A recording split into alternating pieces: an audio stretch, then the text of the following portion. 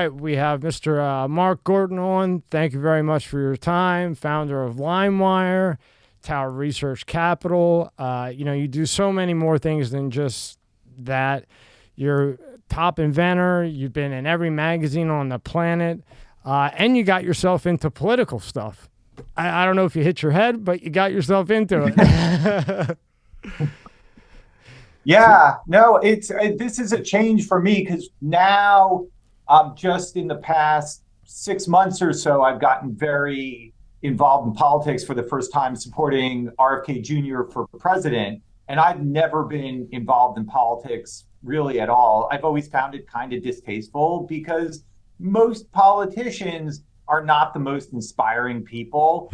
And the way you typically get ahead in the system is, you kind of cut deals with the big, powerful interests, and that's how you move ahead. And it's hard to get inspired by those people. So when someone like RFK Jr. comes along, who is really an honest guy looking to fight the corruption that's endemic in the system, and that I've always hated, like, that's a different thing. And I really felt like I had to get involved and put in some effort to really move this forward. I think we have a moment now where we're seeing people come together, people that felt really disenfranchised. I mean, I felt really disconnected from the political system. I mean, particularly at the federal level. I've been involved in New York City. I live in New York City. I've been involved in local politics in small ways.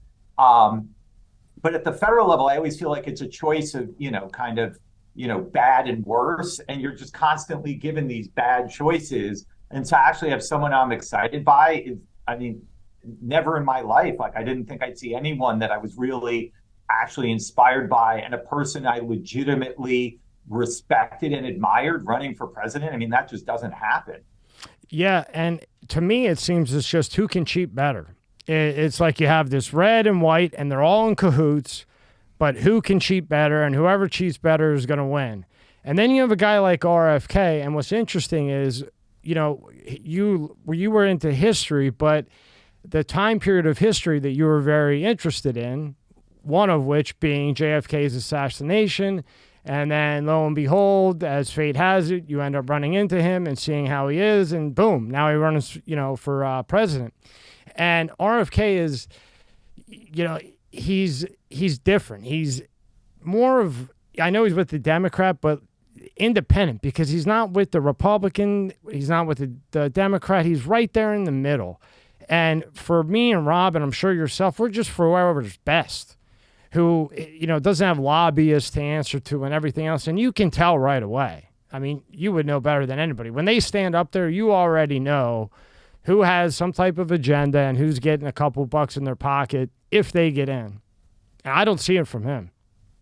No, not at all. I mean, you can see that's why the guys at the middle of the machine are so threatened, and why they're really lashing out every way they can, because they know that Robert Kennedy Jr. presidency would be cleaning house in DC in a way that, we have never seen. I mean, that maybe never happened in American history. It's certainly, dirtier now than it's been ever. I mean, the scale of it, it's modern global empire scale corruption. I mean, which is, on both ends. It's like both ends. Is you're indicting one guy 4 times. I mean, just hit him once with the big one to annoy him, and then you got Hunter. I mean, you got a 50-year case that's clear as could be. You got a guy that can't talk, and his predecessor would. I mean, I'd rather just have a guy that can't talk rather than his predecessor.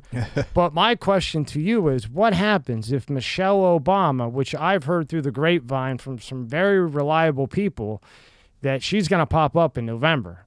That's going to be a problem. Yeah, I mean, of all of the people that the Democratic machine could field, I think she is by far the strongest candidate. I mean, everyone else is so superficially distasteful.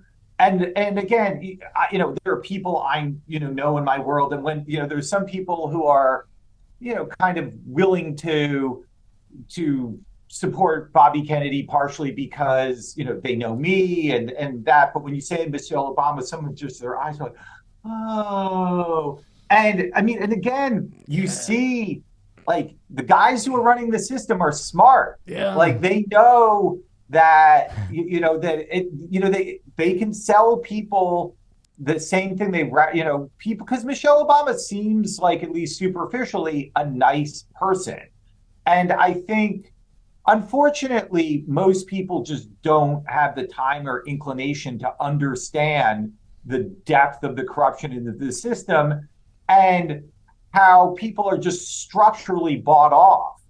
And, again, Barack Obama seemed like a relatively nice guy. I don't know him, never met him, but you get to watch a little bit for 8 years, compared to, the Bushes and the Clintons. And, you go back in history, he was, relatively benign, but he was a man of the machine.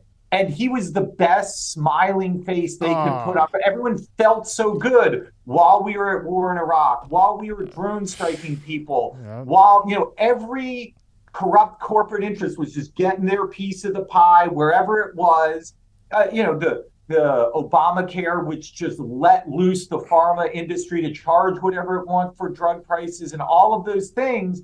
And everyone just felt good while their pockets were being picked. And unfortunately, a lot of people haven't really woken up appropriately and realized how the system works. And again, it's too much for most people. It really is. Like, you have to spend a lot of time digging into things, looking at stuff that's kind of unpleasant to look at. And most people just want to get on with their lives. And most people, an individual vote doesn't make much difference. So why should a rational person? I mean, it's better to just kind of close your mind and try and get along and be happy and hope that it's not too bad. I mean, but that being said, there are a lot of people out there with real American spirit who are willing, because they love this country, because they believe in democracy, because they hate this endemic corruption, to rise up and actually try and do something. And we're trying to help coordinate and organize that. So I'm working with American Values 2024. AV 2024 is a super PAC, which is supporting RFK Jr. And we have a staff. We're trying to take all of this energy and support out there and channel that in very specific, tactical, practical ways, so that we can fight these, the mechanics of corruption. Because you can be mad at the system, but if you want reform, you have to know very specifically what to go after and how to target that. And that's what we're doing. And that's also part of what makes Robert Kennedy Jr. so special, because he understands the mechanics of corruption incredibly well.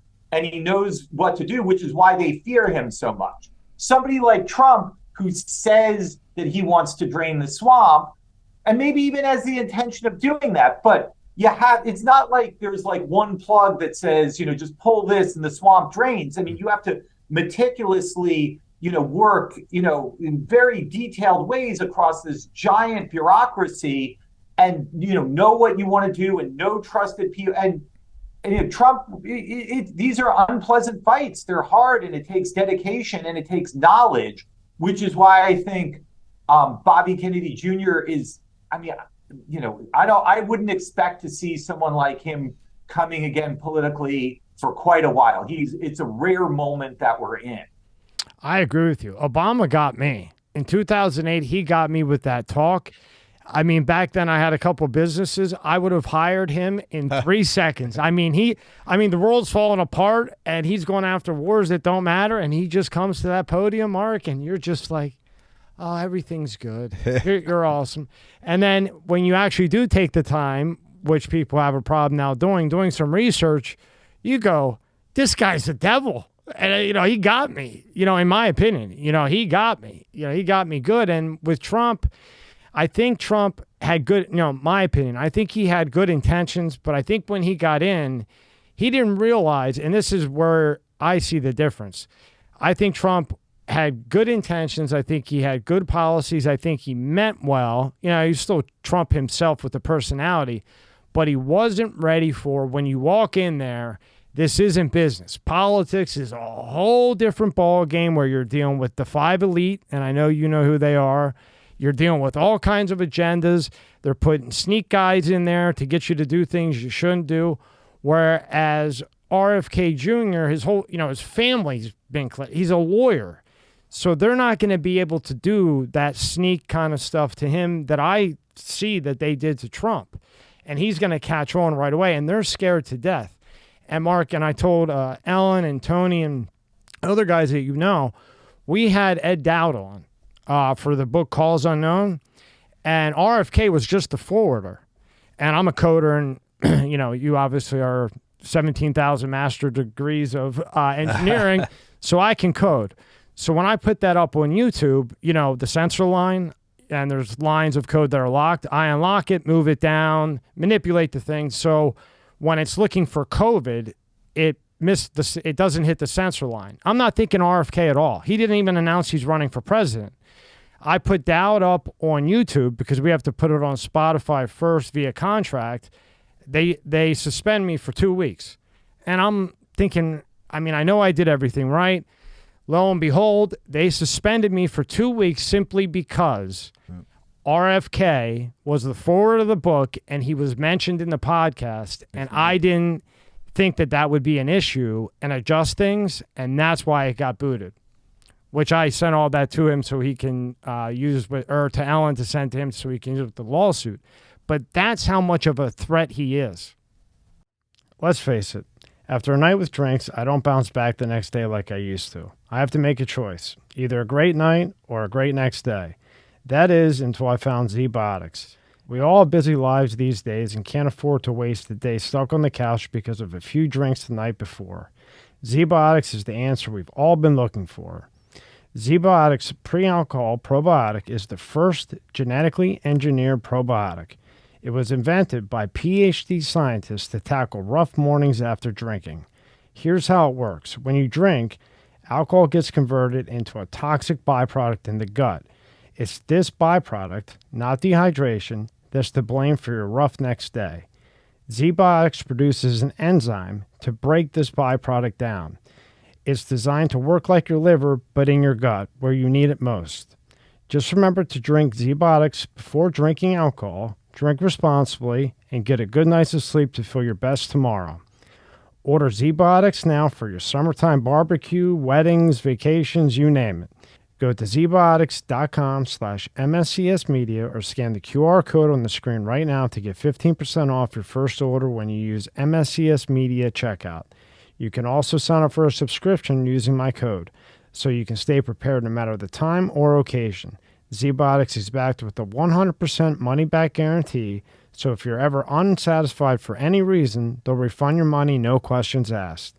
Remember, head to zbiotics.com/MSCSmedia, use the code MSCSmedia at checkout for 15% off.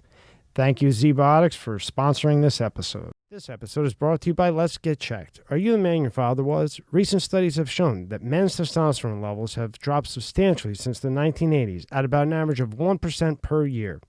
Think about how old your father was when he was born. For example, if he was 30, your testosterone levels could be 30% lower than his.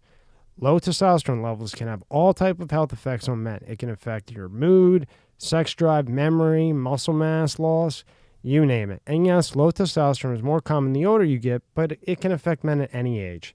So let's talk about today's sponsor, Let's Get Checked. You can order a testing kit that will be delivered to you in a discreet packaging with next-day delivery. Once your sample arrives in the laboratory, confidential results will be available from your secure online account within 2 to 5 days. So, if you want to test your hormone levels without having to leave your home, visit trylgc.com/MSCSmedia and get 25% off your test using the code MSCSmedia. The link is in the description at the top. Yeah, and it also, that sort of stuff really shows what they're really about. Because when they show up, and I guess maybe I should take a step back and say, like, who are they? So, and I'm sure probably a lot of people know about the Twitter files and the story there. but you really have had, I mean, it's interesting. I think right from as soon as the internet got going and the World Wide Web got going, there were people who looked at this and said, oh, freedom of information is great. And other people looked at it and said, this is a threat, this freedom of information, and we need to clamp it down. And you watch, methodically with, the Patriot Act and things like that they've been putting in place these mechanisms to control the internet. And, they say, oh, we're fighting terrorism, we're fighting disease, whatever they're doing. But it's through actions like that they really show that it's about political control. And if you look at, there is this alliance between these CIA guys, these deep state guys, and the DNC, and organizations like Media Matters and these giant super PACs that are funded by George Soros. And that George Soros. If you look at the pandemic, the pandemic and the pandemic narrative, you have this confluence of interests. So on one hand, you can look at the pandemic as like a giant scam by the drug companies to just make a crazy amount of money. And there's also an element of, the World Economic Forum and all that pushing their agenda. But there is also a piece of that is the DNC. And, it was a coup against Trump in some ways. And they managed to use, this whole framework of medical misinformation to talk to, nice, honest people at Google, at Facebook, wherever they were, and say, you got to do something, people's lives are at risk. And so then they, use that rationale to bring in crazy numbers of people from the CIA. There are now 160 people from the CIA working at Meta who are in charge of censorship. And these guys are also closely aligned with the DNC. And they didn't get in there because they care about kids' health. They didn't get there, they got in there because they care about power and control. Wow. And RFK Jr. is a threat to that. And, so, when they have to censor you for that, they're showing who they are. But it really is, it is very scary that, to see how incredibly effective that censorship mechanism is. And it's not new. I mean, if you go back to the JFK assassination and even before that, I don't know how many people are familiar with Operation Mockingbird, which dates to the 50s, which was the CIA program to control the press, which was very effective from the 50s, 60s. I mean, the fact that they were able to overthrow the government of the United States, that we had a coup d'etat in 1963, and they took over, and still to this day, you can't really say it. And then, some people know the truth, but most people are like, have no idea. I mean, the censorship mechanisms have been very effective for quite some time. And actually, for my personal story, so I got just interested for kind of random reasons in the JFK assassination around 15 years ago and started reading some books and then searching. And 15 years ago was sort of this magical time for Google. But there was a period from the start of Google for maybe its first 10 years or a little bit more where it was pretty honest. And you could just search for stuff and find all sorts of things. Now, if you search, I mean, there was a while you could search JFK assassination, and on the front page, you would find like true, honest things. Now, I mean, I don't know how far buried those results are. It's very different. But I was sort of lucky that when I got interested in these topics and the topics of elite crime, that Google was still pretty honest. I mean, now they've really corrupted it for any of these topics related to elite government crime. I mean, the health information on Google, I mean, God, it's just pharma propaganda. And the political information, it's, DNC propaganda. And it's just this, there's a facade that the U.S. government and the empire, we're the only honest country in the world and everything we do is for good. Yeah. And some people buy that. A lot of people do. I live in New York City, And so I feel bad for you. So here I am. I am, I'm an Ivy educated Jew living on the Upper West Side. Like I check every box, and I live in this world. My kids, and so all the people around me, or a lot of the people around me, are, really part of this information ecosystem that is, the mainstream media and all of, these sort of, censored mechanisms and things like that. And I know a lot of people who are smart, who are honest, who are really, they spend their, days working to make society better. And, I have a very hard time talking to some of them about this stuff because their heads are in such different places. And it's kind of hard for me because I want to scream like, you people are idiots, like, don't you see? But then I really have to kind of stop myself and be like, no, they've never seen, like they've never been on Substack. They've never listened to these podcasts. They read the New York Times, they listen to, TV news, TikTok, and, everything they see is supporting this narrative. Whether it's about the pandemic, the vaccines are wonderful, or, Biden is honest, whatever the lie of the day they're pushing. And you have to work hard to get out of that information space to actually see this. And it took me a while to, learn how to see through this stuff.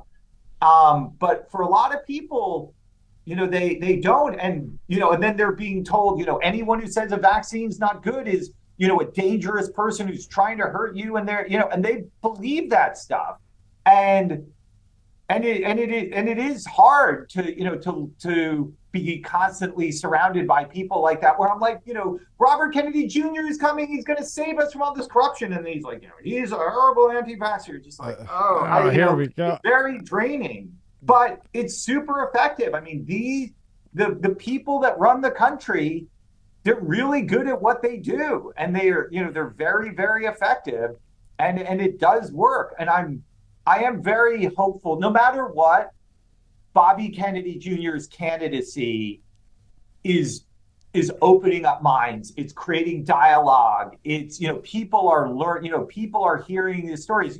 Just him saying things like, there are no randomized controlled trials for vaccines with any long-term, like they just don't test them at all. Yeah, because of him, I have a 3-year-old daughter, and only because of him, I would not let her get any vaccines. Her mom was fighting me through it, so we agreed on like 3 and 3 only because of him. Because I didn't know. I mean, I know a lot, but I didn't know that. But because of because of RFK Jr., I made sure she only got 3. So like you said, even no matter what happens, he's touched a lot of people and woken up a lot of people. Are we going to say, Rob? No. So, Mr. Gorton, I was just going to ask you. So, I can't speak for New York because we're down here in Florida, but, I could probably put 500 people in this room right now, and I could say to them, if you had your choice between Joe Biden and RFK Jr., who would you pick? And I think, unless I'm totally wrong, we would get 499 responses for RFK Jr. and 1 for Joe Biden. Now, I'm not saying that's the same in New York, but do you think, that you see these poll numbers that come out, and the way I look at it is bullshit. Like, I don't think Biden is that much further ahead of RFK. But if they show that, he's blowing RFK out, or he's up 60-30, why go out and vote? Why even go out and vote? So do you think that's part of their tactic too? And how do you overcome that? Oh, I mean, it's absolutely, you see that. I mean, they do it quite explicitly. They say, fringe candidate. They're constantly making him seem. It's actually fascinating. I go fringe candidate.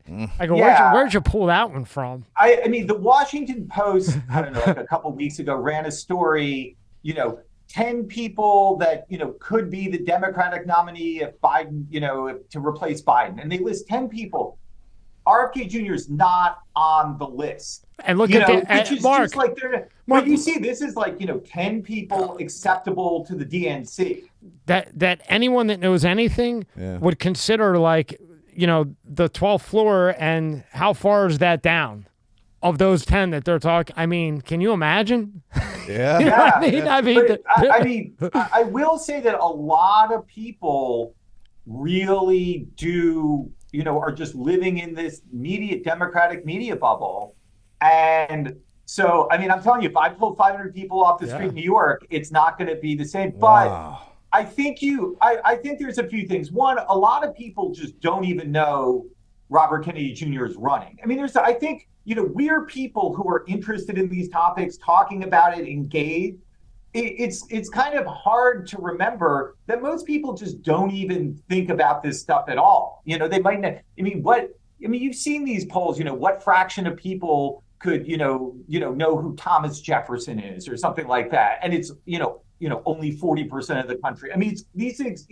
It's hard to remember just how out of it most people are. There's that. And then also, most people just watch TV news. Like, that's what they do. I know. And I mean, and I really do think, because I have, hated the masks all along, but I've now almost come to like them in a certain way because they're a sign of what those people are thinking. And it's good for me because, like, I live, where my head is and what I think about what's really going on in this country is, like, all the way over here. And then when I see people put on a mask, I'm like, you're still putting on a mask. Like, because, and you just see, they just are like, time to mask up again. And people are like, okay, Yeah, tell me what to do. Like, please tell me what to do. This? Yeah. Like, who is? And then I walk down the street, I'm like, you're buying it. And that tells me a lot about what they're thinking. And it also tells me a lot about the job that we have to do to communicate and how we have to reach them. So it's actually really good for me because it's very easy to think like, everyone's got to know this is bullshit by now. And then, but again, it's like I read the New York Times every day and it tells me the masks are good and the CDC recommend. And I'm like, you're still believing the CDC. But I mean, most people are nice, honest, trusting people.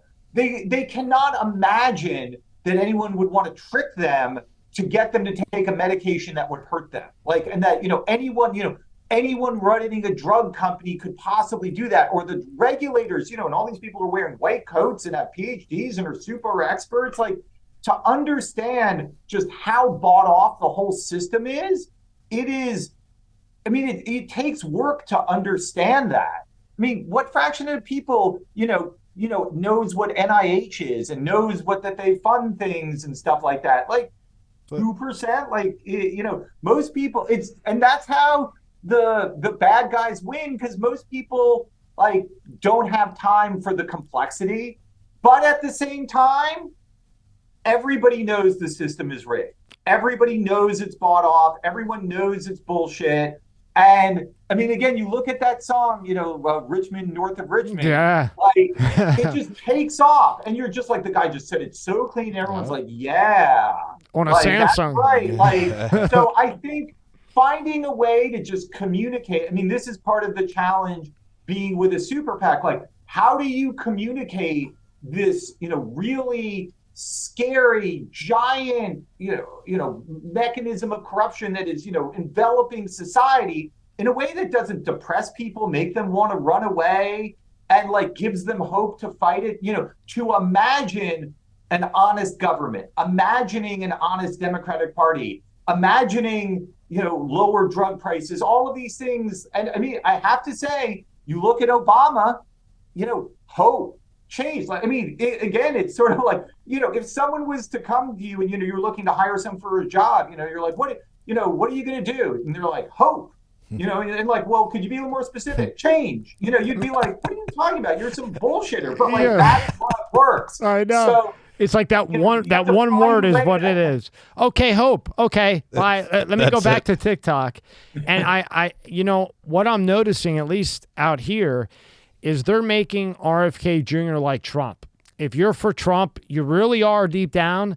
But when somebody asks you, you're like, well, I'm just waiting to see how Biden is, because they don't want to say it to somebody because they put this narrative out that, RFK is this, RFK is that. So what I say with the vaccine thing, and I cannot believe that the FDA mandates, Pfizer releases the documents. It's nowhere on the news. It's nowhere with anybody but Amy Kelly, it seems.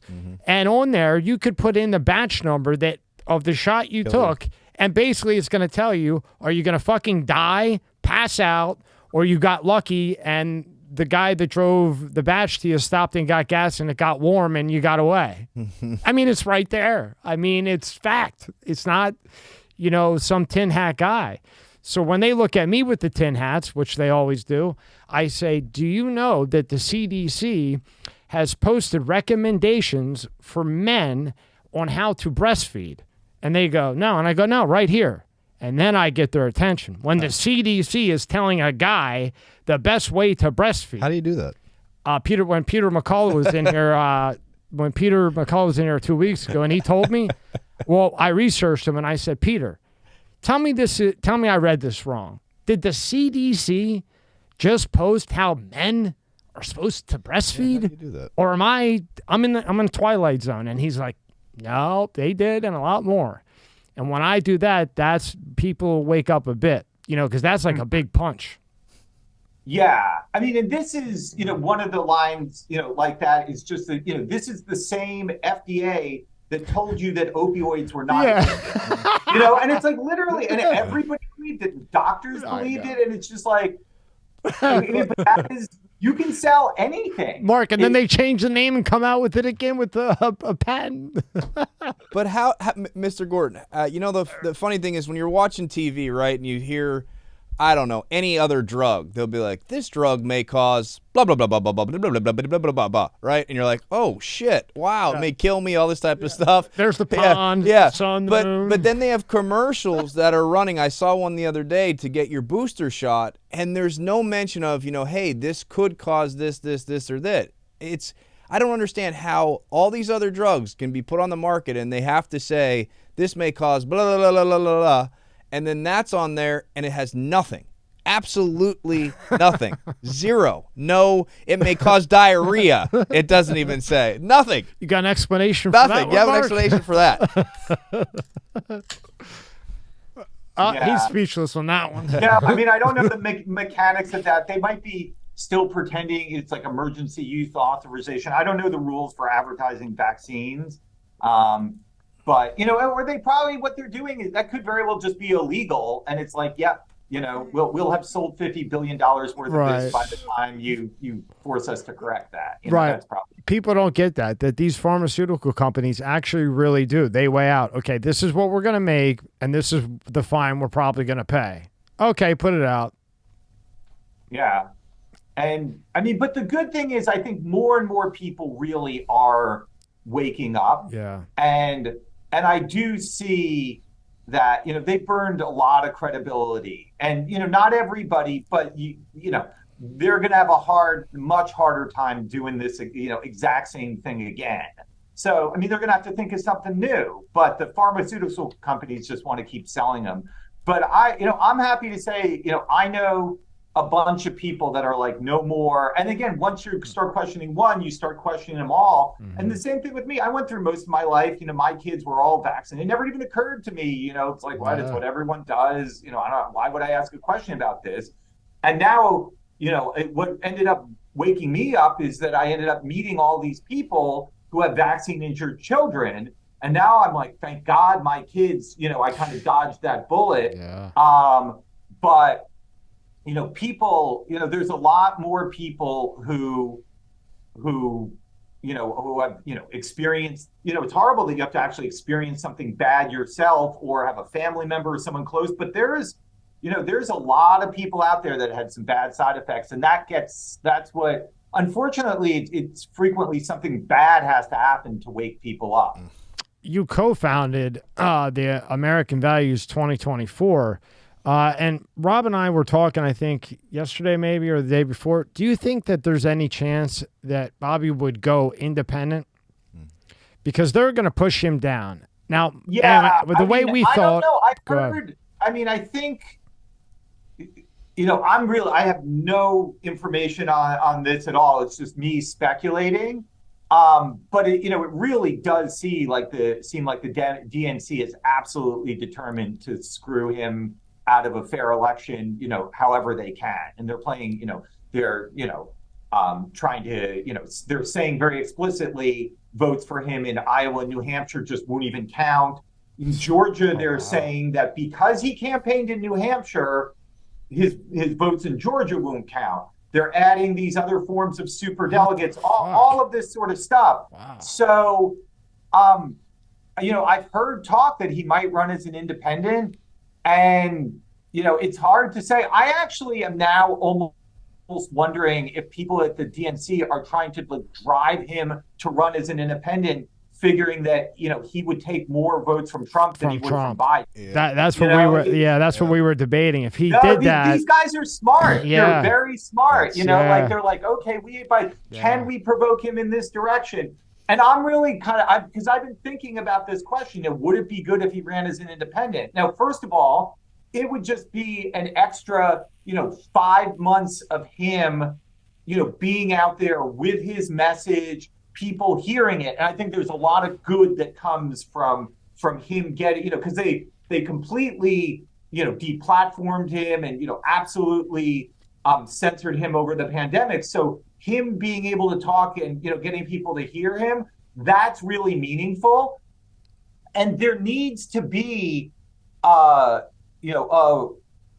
a movement within the Democratic Party to take back the Democratic Party from the corrupt interests that control it. Because if you think back traditionally, the Democratic Party is supposed to be the party of working people. When I was a kid, it was always like the Republicans are in bed with the big corporations, and the Democrats were more with the working people. Now you have the Democrats are, in bed with the corporations more than the Republicans. I mean, again, no one's clean here, but it's crazy that they're the party of big pharma, of the neocons, of war. And you also watch, again, it's fascinating, these tells, when this song Richmond North of Richmond comes out, like they are attacking Anthony Oliver. You're like, wait, the Democrats actually hate working people now, and they hate populism. And Aldean, what was his name? Jason Aldean. They got it, Jason Aldean too. Remember, they gave him hell over that. Yeah, I mean, and it's really because, the thing that they fear more than anything else is just, honest working people all coming together and saying Democrat, Republican it's really like us versus them. And it's the, the insiders and the elites versus almost everybody else. And, if people ever realize that and come together, the vote would be 95-5. Mm-hmm. And, this, again, it's, classic, techniques, divide and conquer, and they're doing a really good job. And, this is why, Robert Kennedy Jr.'s message of uniting people, healing the divide, not being filled with hatred, because that really does, I see, why they are constantly trying to sow anger and hatred, but it really does bother me because it affects my own family. I have family members who I love deeply, but who are, consumed with anger and are programmed to hate. And it tears families apart. We are pretty good about, just saying we're not going to talk about this, but this underlying tension that should not be there at all, but they're real, they're very effective. I just reread 1984 this summer, and it's amazing how prescient that book is. Yep. And they talk about this thing. I don't know if you remember the 2 minutes of hate, where every day they get, 2 minutes. And then I see what they're doing. And I see some of my family members where it's literally I can open the Washington Post and I can tell who they're going to hate, and it's and they really they're worked up and they are mad. So I'm oh my God, you need to calm down a little, but it's super effective. And the same thing, remember how they got people to hate the anti-vaxxers? Yeah. They still hate the anti-vaxxers. It's effective, but it's sad and it's divisive. And, we need to call out the people that are doing this. Media Matters is one of the organizations. They are just the center of the hate machine. David Brock and Media Matters, those people, the amount of damage that they do. And again, and it's really, it is just painful and sad because we should be so much better than this. Two more things on this. One, we couldn't remember if he ran as independent, would he then be at that stage with, say, whoever the Democratic nominee is, whoever the Republican is, would there then be three of them to debate? Is that how that works? If he was, it could. I mean, it could happen. I don't think there's any official rules. These debates are, kind of put together by news organizations. Yeah. So it's not, it's kind of whatever they do. I think if he's polling 40% of the electorate, they kind of have to put him on the stage. I see. I mean, I'm trying to remember. You remember John Anderson and like Ross Perot? We were trying to remember Ross Perot. Yeah. Yeah. I mean, but there's no fixed rules. And I mean, honestly, the sad truth is that whoever is running the system, if it's, MSNBC, they're sitting there going like, is having him on the stage going to take more votes from Biden or more votes from Trump? And if it's more votes from Trump, they're like, put him up there. And right. if it's not, it's like, no, he's absolutely should never hear from him again. It's good point. The sad extremely thing is, good point. if you are just incredibly cynical, you're right. almost as cynical as you need to be. Because they'll make sure he doesn't have the points to get up. See, when you talk about the mainstream media, I used to work. I worked in the news for 10 years, cameraman, local affiliates, NBC affiliate and Fox affiliate, and I see the death of the mainstream media within the next 5 or so years because I think now, again, I know there's certain areas that are strong. My parents still get a newspaper. Like, I'm like, damn, who gets a newspaper? I still do. So they get a newspaper, right? They watch the news, and they're older. My dad's 83 and my mom's 77. But the generation, like my generation, definitely below my generation, like the rise of the podcast has become such an influential thing, and you can get we can sit here and talk for 3 hours, and you can get all your points across. And maybe someone doesn't agree with what you said, and that's fine. And maybe they like some stuff you said, but then you look at it and you're like, but you got to hear everything. When you're in the news, you got 30 seconds, and that's just because of ads and commercials and all that. Yeah. Hey, Rob, what do you think of the war? You got 30 seconds. Yeah. We got to go to a hard cut. Correct. But I think that, in my opinion, this is just my opinion, that if you're a presidential candidate right now, Joe Biden, you need to get on the podcasts. You need to get to that base of people that are listening to those. And I think that can help, turn elections. That's just my opinion. But I mean, well, that is RFK Jr.'s strategy. Because also that's what's left available to him. I mean, the corporate media, or at least the Democratic aligned corporate media, is completely, either blocking him out or slandering him. And he's trying to work around him with podcasts. And I mean, I think it is very effective, but I mean, old people, like there's a lot of old people who still watch TV. Not every habit has changed, but it is changing. And I do think that, over time, every time one of these, the establishment media, goes on a massive propaganda lie push, they weaken themselves to a certain extent. Now, maybe they're not terminally weak yet, but they are getting weaker. And I think the younger generation sees this more. I mean, I think there's a lot of reasons to be hopeful, but, it's not clear, whether, is this, is this the moment that we break through, or is it, further down the line? I agree with you, Mark, because, their numbers are down. So say they're doing 500,000 at 5 versus 10 million years ago. But that 500,000 is that 500,000, the generation above us that is really watching it, paying attention to it like they have for 80 years.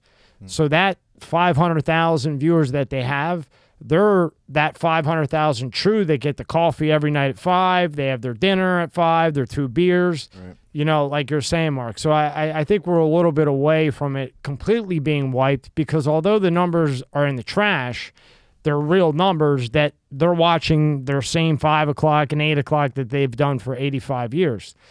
One last thing with RFK Jr. What's something about him that, you haven't heard on a podcast or you haven't heard on here that people would be shocked and may sway them a little bit to do their own research, look into the guy, and then make an educated decision. This episode is brought to you by Manscaped.com. Breaking news, Manscaped now sells beard products. That's right, they are once again revolutionizing men's grooming with brand new Beard Hedger Pro Kit. From a beard trim to a fresh shave, the technology behind Beard Hedger Pro Kit allows you to shave your signature beard look. Now you can finally use Manscaped products to make your drapes match your carpet by going to Manscaped.com and using code MSCS Media for 20% off and free shipping. No one likes a weird beard, so say goodbye to all the stubble trouble with Manscaped's Pro Beard Kit. It all starts with the Beard Hedger. This thing is a monster of fixing faces. First off, this cordless trimmer has a rotary wheel that gives you 20 hair cutting lengths, all with one guard. No more messing around in drawers, this color one, that color one, all with one guard. Plus it's waterproof, so you can shave in the shower and avoid all that hair in the sink. The Pro Kit doesn't end there though. First, there's the beard shampoo and conditioner. You need to remember your hair is different. Next, Manscaped's beard oil. Cap it off with beard balm. The Pro Kit also comes with 3 different gifts: a beard brush, comb, and scissors to ensure your beard is ready to impress. So get 20% off and free shipping with the code MSCS Media at Manscaped.com. That's 20% off and free shipping at Manscaped.com. Use the code MSCS Media. Growing up, cereal was one of the best parts of being a kid. But as I got older, started working out, I had to watch out for sugar and empty carbs. Magic Spoon has the amazing flavors you'll love, but high protein and less sugar. The variety pack, 4 flavors: cocoa, fruity, frosted, and peanut butter. This pack has 0 grams of sugar, 13 to 14 grams of protein, and 4 to 5 net grams of carbs. Only 140 calories per serving.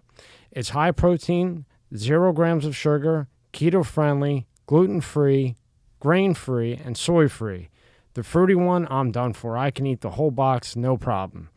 Go to magicspoon.com/MSCS to grab a variety pack and try it today. And be sure to use promo code MSCS at checkout to save $5 off your order. And Magic Spoon is so confident in their product, it's backed with a 100% guarantee. So if you don't like it for any reason, they'll refund your money, no questions asked. That says something.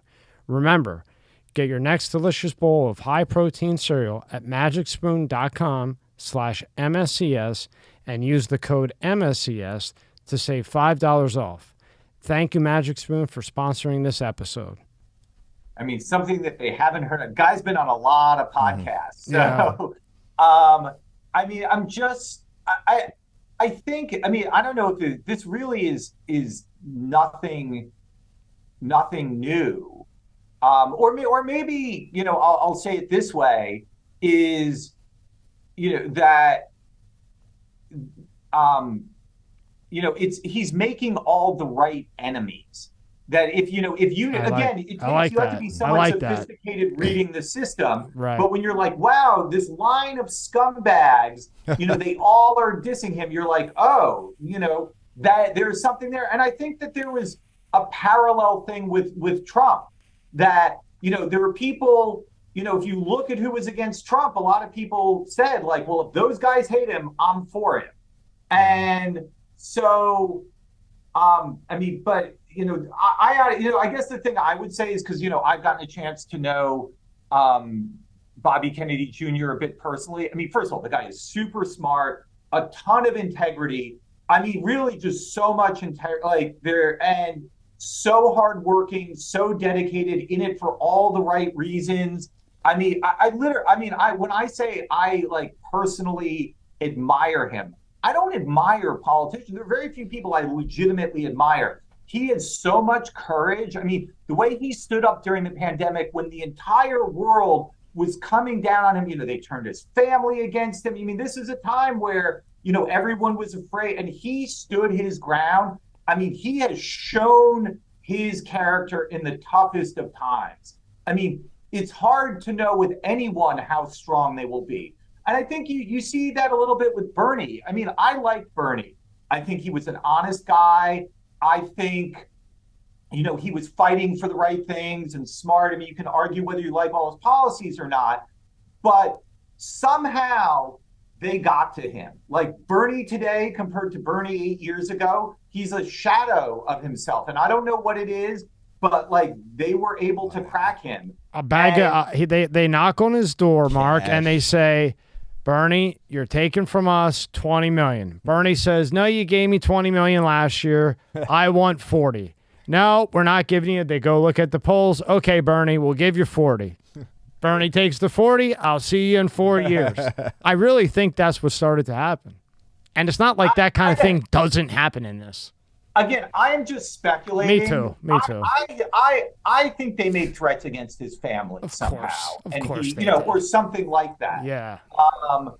But I mean, to have a guy that's just not going to back down, like there are not many. Like I don't know, would I have the guts to stand up there when the whole world comes against you like that? And it's not, it's not just. It's these guys, Bobby knows the history. He knows what they did to his dad. They knows what he did to his uncle. And Mark, they don't give him security. How do you not give the man security? Fucked up. Well, they're trying to make a point, aren't they? Yeah, they certainly are. Wow. I mean, that one just took my head off. I mean, you don't have to like him, but I mean, he's Kennedy, and you don't give him security. Yeah. Wow.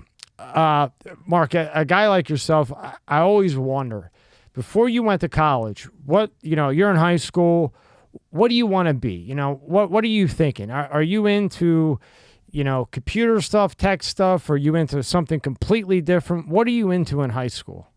I mean, I was, good at, kind of all academic subjects.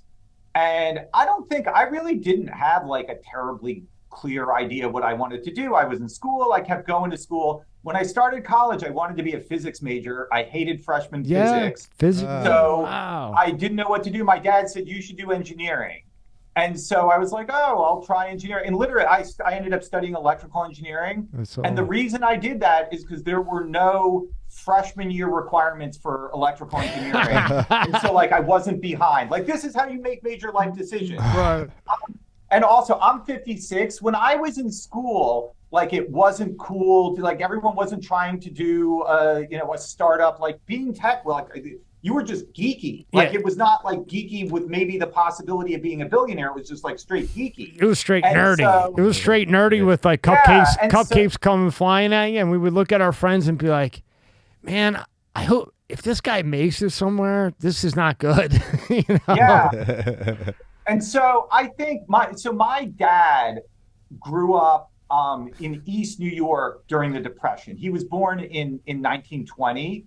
And I don't know if you know New York City. East New York is the worst neighborhood in New York. And during the Depression, I mean, it was a poor Jewish immigrant neighborhood. Now it's a poor Black neighborhood. But it's not a good neighborhood. And he grew up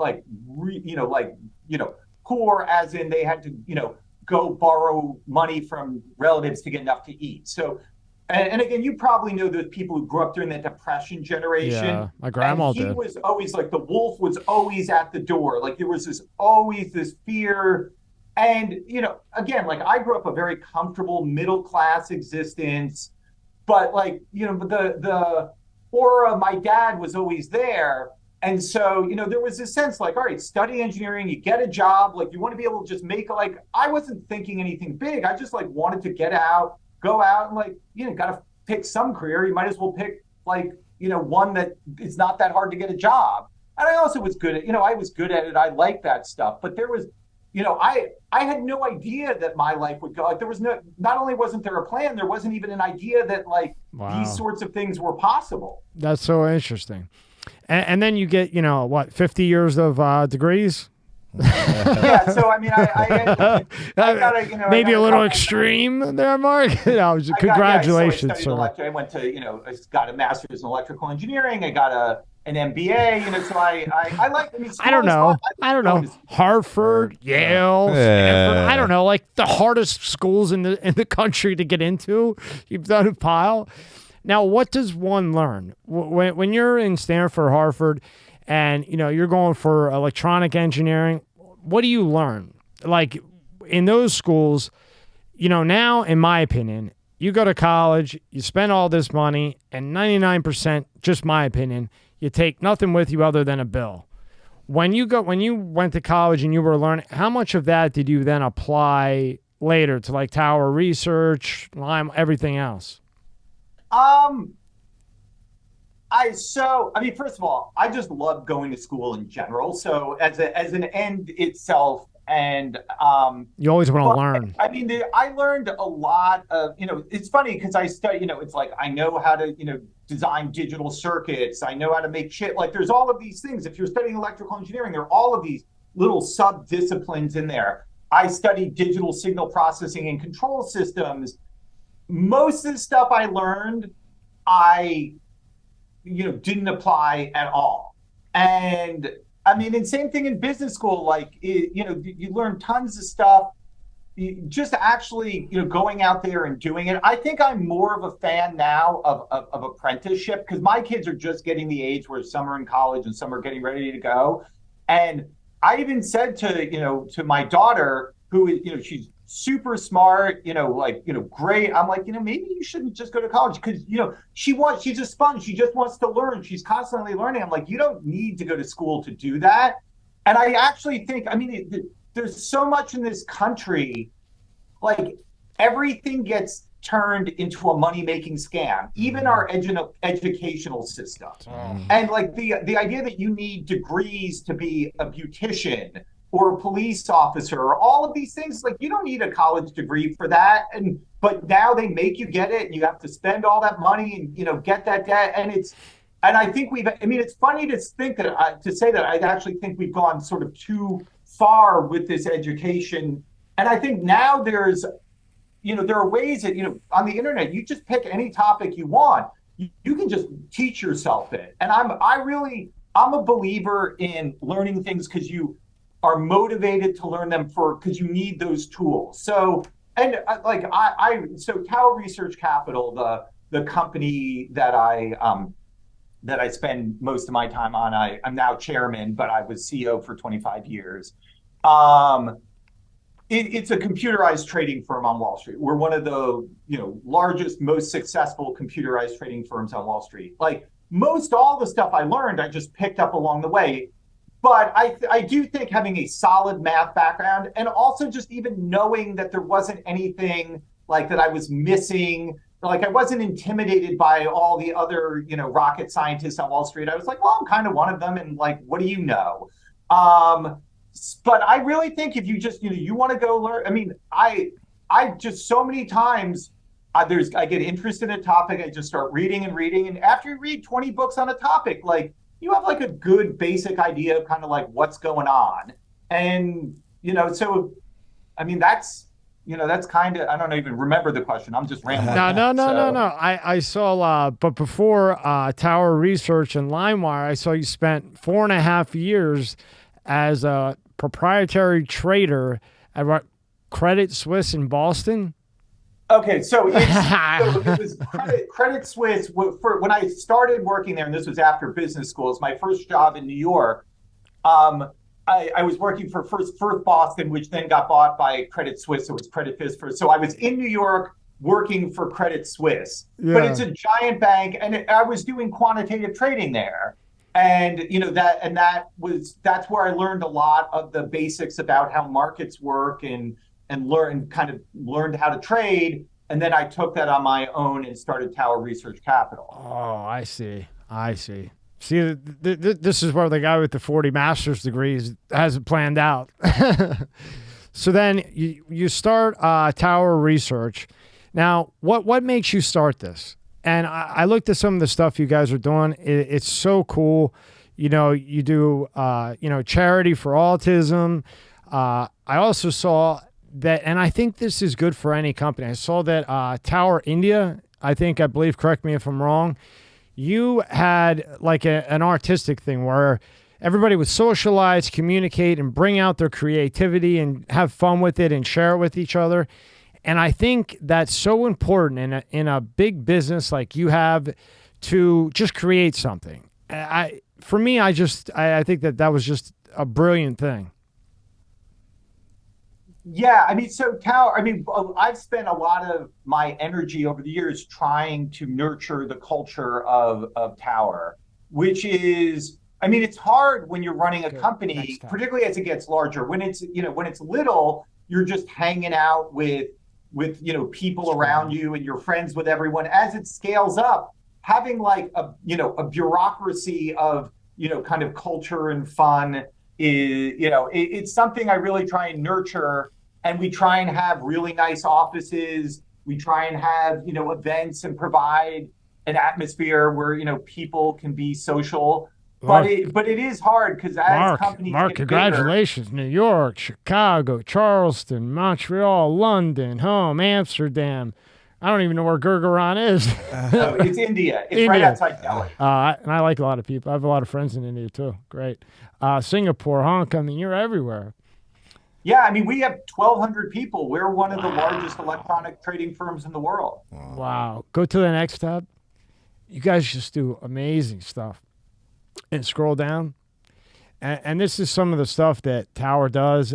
This was really interesting. The International Joint Conference of Artificial Intelligence and NLP. If you could elaborate on what NLP is, language learning. Natural language processing. Processing, computers reading text. Yeah. It's awesome and into AI. And then you have the... what are you doing down there in New York? It's the ride, the Wall Street ride, and then that goes to autism. Correct me if I'm wrong. Actually, that one I don't even. Maybe we're doing an event like that. I don't know, when you got 19,000 people working for you, Yeah, I mean, I have my main passion outside of work stuff for the past 25 years has actually been doing livable streets advocacy, working to make New York better for biking, for walking, creating pedestrian space, better transit, getting rid of cars. And that's really where I put a lot of my energy, and actually where I learned a lot about, got experience doing organizing and learned about activism by doing it that way.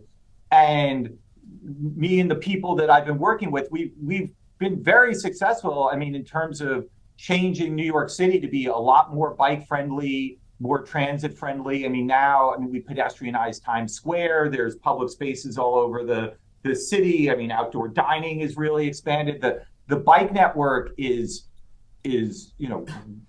so much better than it was when I started. And we really changed the way people think about cars and cities. I mean, my ultimate goal is probably to get rid of 90% of the private cars in New York City. Yeah, I saw that at one time. You were the largest advocate for alternative transportation. And I thought, you are in New York, and I spent a lot of time in New York, and that will make you think of something really quick.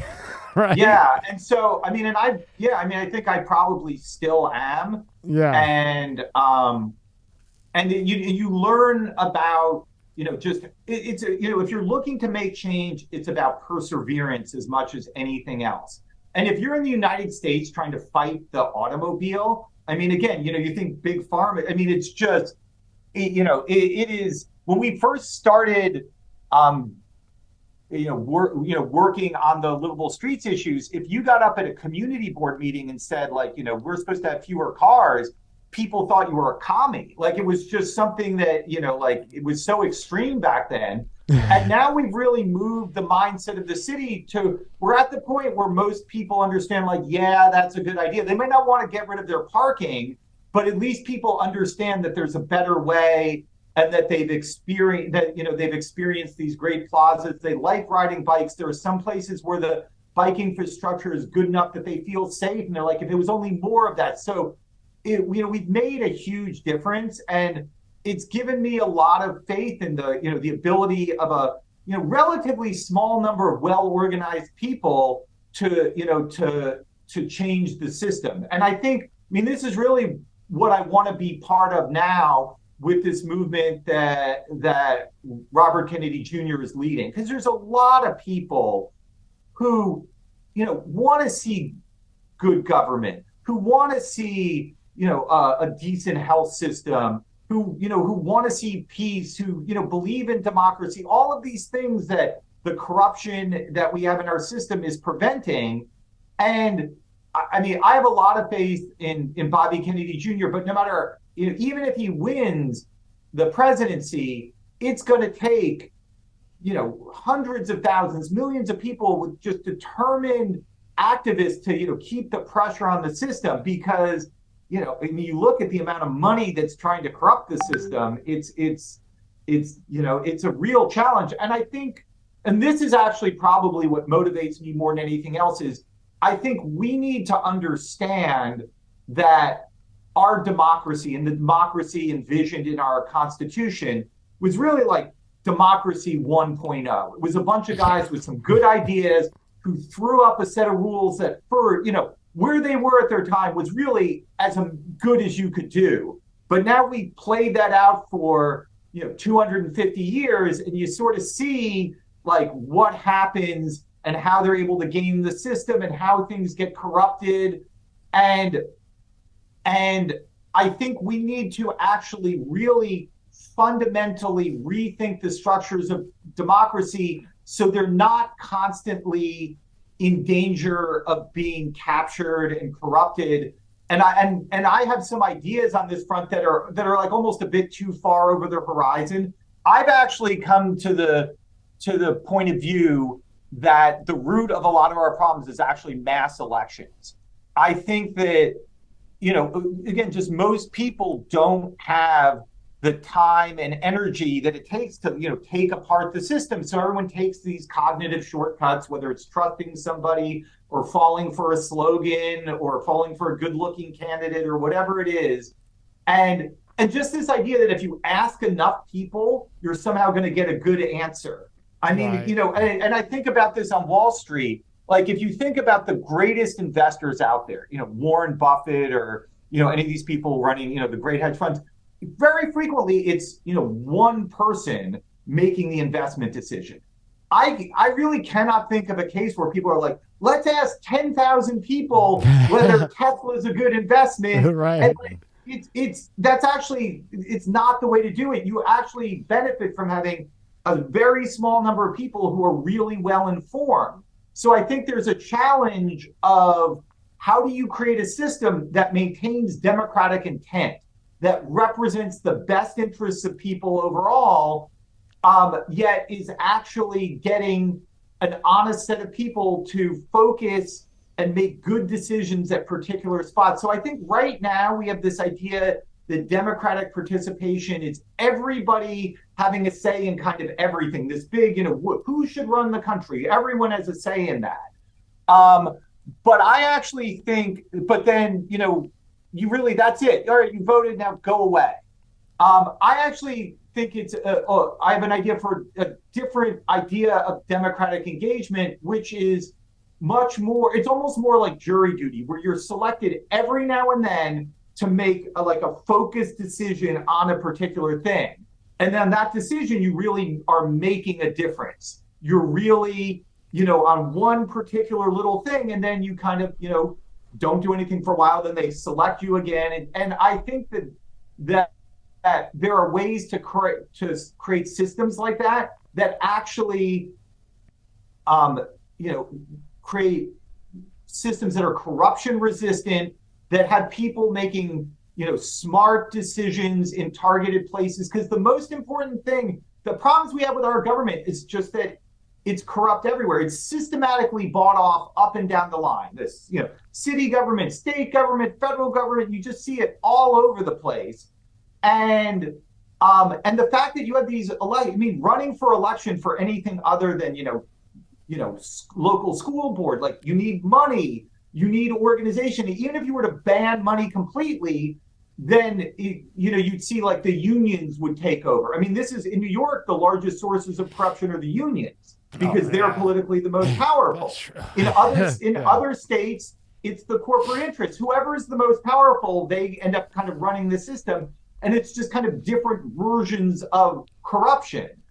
And whereas if you actually had a system where it was just decent, regular people making, honest decisions, like, my God, the stuff that you could accomplish if we weren't wasting trillions on wars that are all about just the military industrial complex profiting, wasting trillions on pandemics, on, hundreds of billions on dumb drugs here and there, like just basic, like basic common sense does you so well. But I think what that's going to take is generations understanding that we need to structurally reform our system and then figure out ways to do it. If you look, because I've spent a lot of time reading history, reading about the corruption, whether it's the JFK assassination, RFK assassination, Martin Luther King assassination, 9/11, all of these things, the pandemic, each of them are just these kind of, horrible things, and they repeat over and over, and it gets kind of depressing. It's dark. I mean, there's so much that's good about this country, and then I end up reading about all of these really dark events. And I've actually found it really helps me to read history and to study history. And if you look at it, I mean, the world is there hasn't been a government in the history of the world that's not run by a corrupt scumbag. Never. And, and societies always have, vested interests who are running them for their benefit. And you see that, if you go back to the 1600s, the idea of democracy seemed like this crazy thing that of course there's a monarchy. That's the only thing that makes sense. And then over a period of a couple hundred years, constitutional democracy gets rolled out across the world. And it's not like the monarchies wanted to give that up. Right. They were perfectly happy to butcher their, citizens. Oh, you look at the censorship in the 19th century in Europe where... That was wild. That was wild. The Austro-Hungarian Empire, they're reading the mail, no one can speak, but then it bubbles up and something changes. So it may take a while, but I think it can get there. Eventually. Do you think, I mean, it's kind of interesting that you brought that up.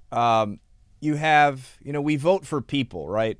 Persons, faces, and that's our leader, and that's, they're there for our best interest. And so are you saying something to the idea of, okay, let's say abortion, that's always a big topic, abortion, or gun rights, or all that type of stuff, where you would have, do you believe abortion should be capped at week 16 and have the public vote on that, and then the mass decision is made off of what the public wants? So if it's 60-40, 70-30, 55-50, that would pass. Now that could change over time too. Maybe we vote back again and say no, it should be 4 weeks, something like that, or no?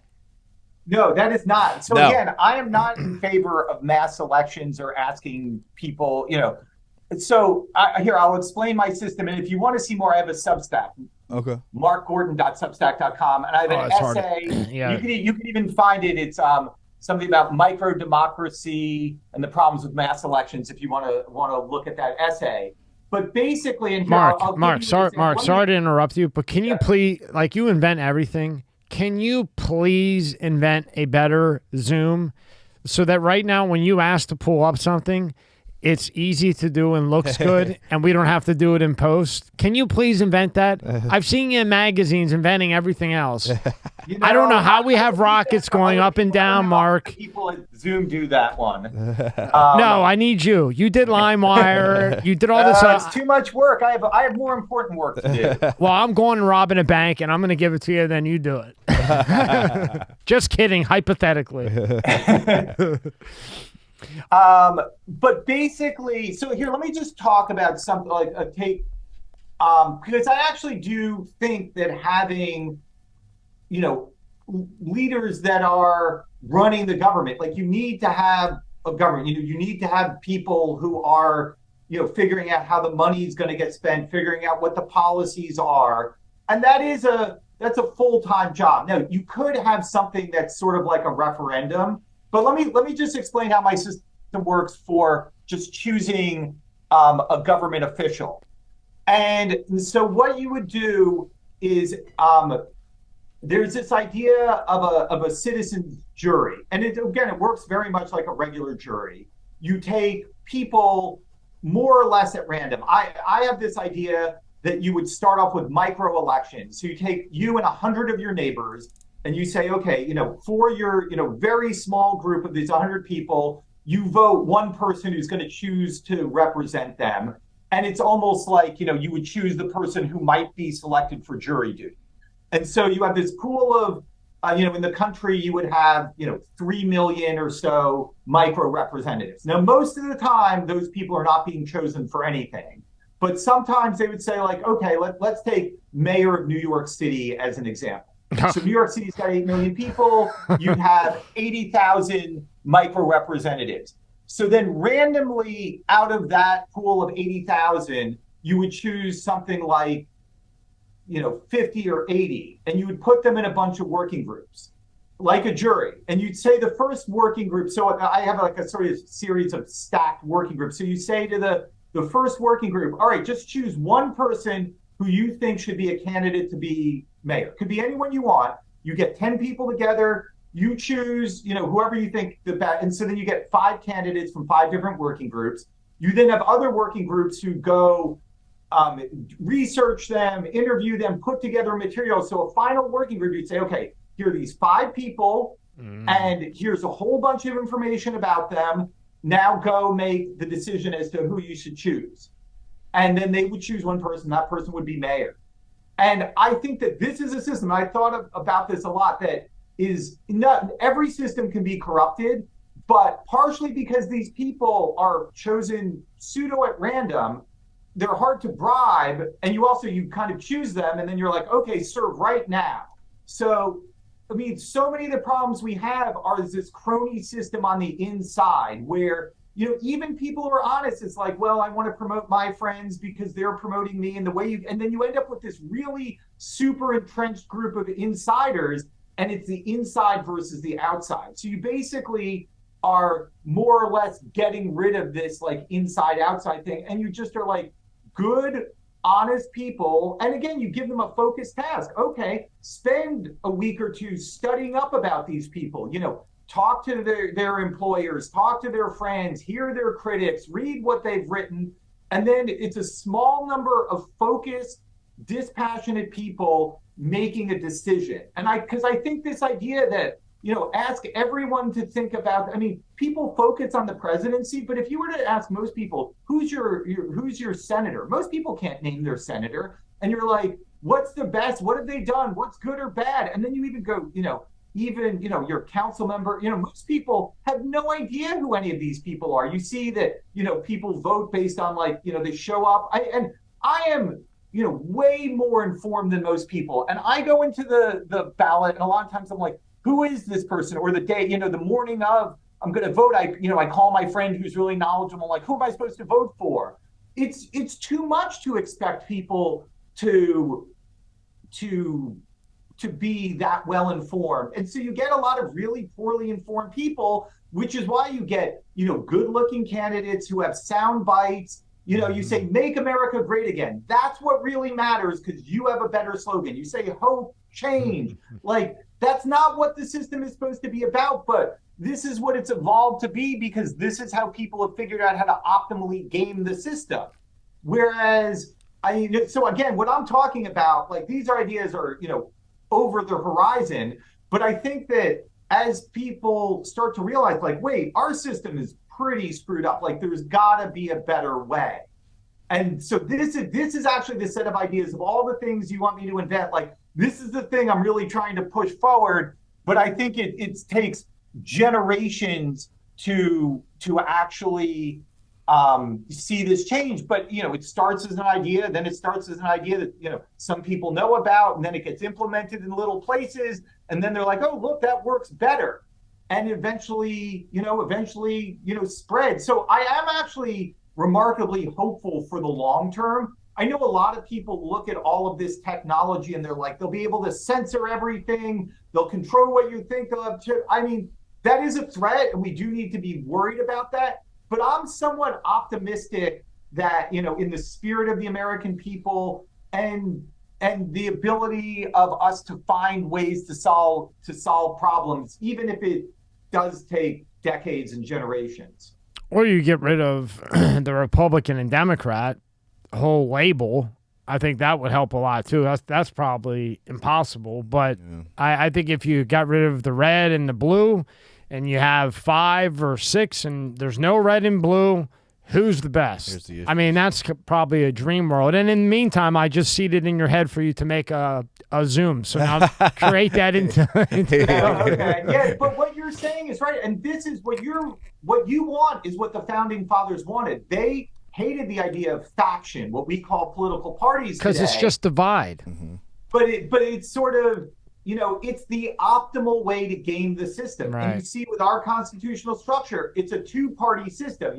Whoever the three-part, it's not great, but this is the, so we need to find a way. I think you really have to make these very, very deep structural changes. But I am hopeful that even these ideas of, let's say, everybody knows that, or not everyone knows, but you have a situation where the entire, medical complex, pharmaceutical, industrial complex is sort of discrediting itself. And at some point, there will be a public backlash where people are like, we want something different. All these guys who are running the FDA and the CDC are all corrupt. And why are they corrupt? Because they're appointed by corrupt politicians.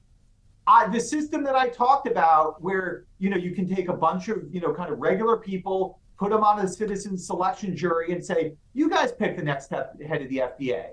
And these people have not been spending years getting bought off by big pharma. I would so much rather have a system where just, 12 regular Americans pick somebody that they think is good. And, and again, people can present information. This guy's been a pharma shill his whole life. Don't select him. He's a brilliant doctor. Select him. Whatever it is. I mean, I think that, we can, once we do that and they're like, hey, remember when the FDA was telling us that heroin wasn't addictive? We don't do that anymore. This is progress. Once people see success, they're going to want to copy it. So I have hope. Well, I mean, you would definitely be one that could do it. When you came up with LimeWire, why LimeWire? Why the name LimeWire? And when it initially started, what was the intention initially? So LimeWire, so this is back, I had formed, the first company I started was Tower Research Capital, which is still the company I run. Right. LimeWire, but I immediately, or, within a couple years was like, oh, I like starting companies. I'm going to start other companies. So I started Lime Capital Management, Lime Brokerage, LimeWire. Medical. I saw medical in there. So I was looking for, my role model for branding was Richard Branson, who did Virgin. Oh, yeah. And he did Virgin Atlantic, Virgin Records, all of these things. I was like, that's great. I said, I want a real word and I want it to be short, either one syllable or two short syllables. And I started making lists and lists of words. And it's amazing. You start going through it, every word is taken, Tide, Puma, you go through it, you're like, you pick a thing. But Lime wasn't really taken, and it wasn't actually my idea. It's one of my good friends, Greg Belinsky, deserves credit. He said Lime, and I was like, this is great because it's got a color scheme associated. And so I started doing Lime name things, and then the idea came for doing what became known as LimeWire. And this was back again in the early part of the internet where there's these peer-to-peer networks out there. Napster was one. Right. And then there was another open source one or open protocol called Gnutella, which again allowed for distributed sharing of information between computers in these peer-to-peer networks. And I really liked this idea because I was a believer in open protocols and open source. LimeWire was an open source client. And I thought the ability of people to connect to each other and share directly was really powerful. And I actually thought when I founded LimeWire that there was a chance that to do so much more than just file sharing, that you could put out a request that said, I'm looking to buy a TV, and everyone who wanted to respond to that could send you back answers and things like that. But what ended up happening was there were a lot of people who were responding when you requested, videos or, music files, and not so many people were responding with, it's like a chicken and egg problem. And so that side never got bootstrapped, and we ended up with this incredibly popular music file sharing client. I have to thank you for Yeah. a lot of girlfriends that you helped me get, because I was able to go to LimeWire and burn it and have it in the car to pick them up because of you. And when you could do the video, I would burn them on a DVD, and I was the guy, because of LimeWire, that always had the new stuff coming out. Thank you, Mark. Thank you. I owe you a lot of handshakes one day. Thank you. Yes. It's good to hear this. It's nice to know there's still some love out there. Oh, there's a lot of love. What was, it went LimeWire, but give us one or two that you had in mind that was taken. I love hearing. The name? Yeah, that's so interesting to me. Oh my God, there were so many. I remember that the three that I narrowed it down to, because I realized there was so many. I had pages and pages. It's everything. You go, all sorts of names, but we narrowed it down to lime, linen, or wheat. Those were the three. Lime's good. It really is such a good name. And the green with the yellow. I mean, it was perfect. So then it goes from, I see what you initially started to this whole music thing and video thing. And I mean, everybody in the planet had it. Yes. And sorry, but I mean, it was just quicker and better than Napster. I mean, that's just all there was to it. It was just. No, we did it. I mean, we believed in good engineering. It was damn good. That was the focus. Like, there were a bunch of like, make it work better, clean interface, just, highly functional. And that's, it was truly viral. We did not advertise at all. Like, I know. Put it out there. It worked better, and it just went. I mean, it's just so mind-blowing to talk to you, because, growing up, I mean, LimeWire, man. I mean, it was like grassroots. Like, you'd be at school and you'd hear somebody say LimeWire. I'm like, what the fuck is LimeWire? Yeah. And all of a sudden, like, yo, I got this movie. I got this. I'm like, oh shit.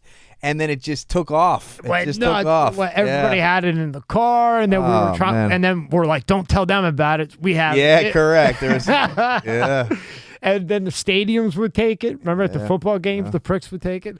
It was just so unbelievable. You mentioned open source. I'm a coder by nature, although I don't look it. Could you explain open source? Because they always say, oh, TikTok is open source and whatever. In my belief, they're saying that with TikTok. Yeah, I know it's Chinese, but is TikTok really that much worse than, as far as source code, than Instagram, Facebook, and the others?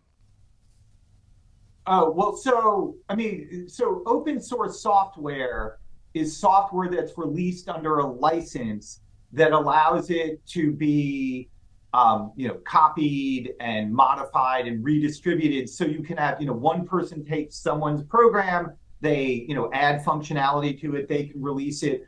And in a number of cases, you have these communities that come together to build, highly functional systems. Probably the biggest one is Linux, which is, one of the main operating systems in the world.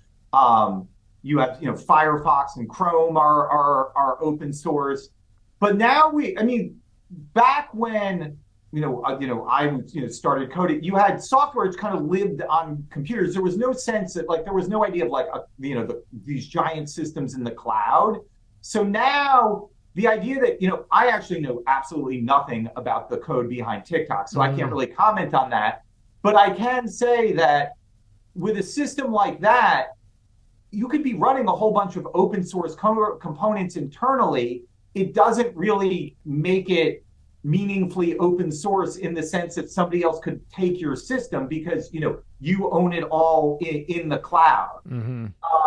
And so it's, what open source, I know that Facebook and Google run all sorts of open source code, that are pieces of their giant systems. They also have a bunch of proprietary code, but the fact that they're running open source code, that doesn't mean as much to the, that kind of the outside world, although maybe they are contributing to projects, but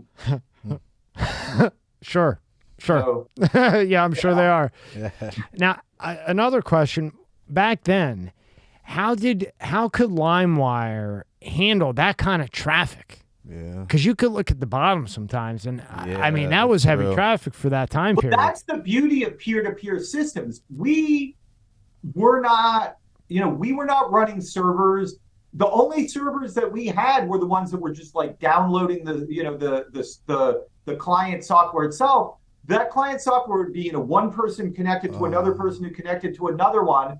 We had these distributed search protocols where you would broadcast out a search request and it would go hit a bunch of computers and then the results would come back to you. And then, you could find what you want and connect directly to that computer. We had nothing to do with it. And that's part of what allowed it to scale so amazing. That's right. I remember that because my friends would be like, no, don't close it. Correct. You'd close it out. And then when too many people would download it, it would slow down my computer. Yes. Yeah. Now I remember, Mark, that was slick. Yeah. So there wasn't much capital.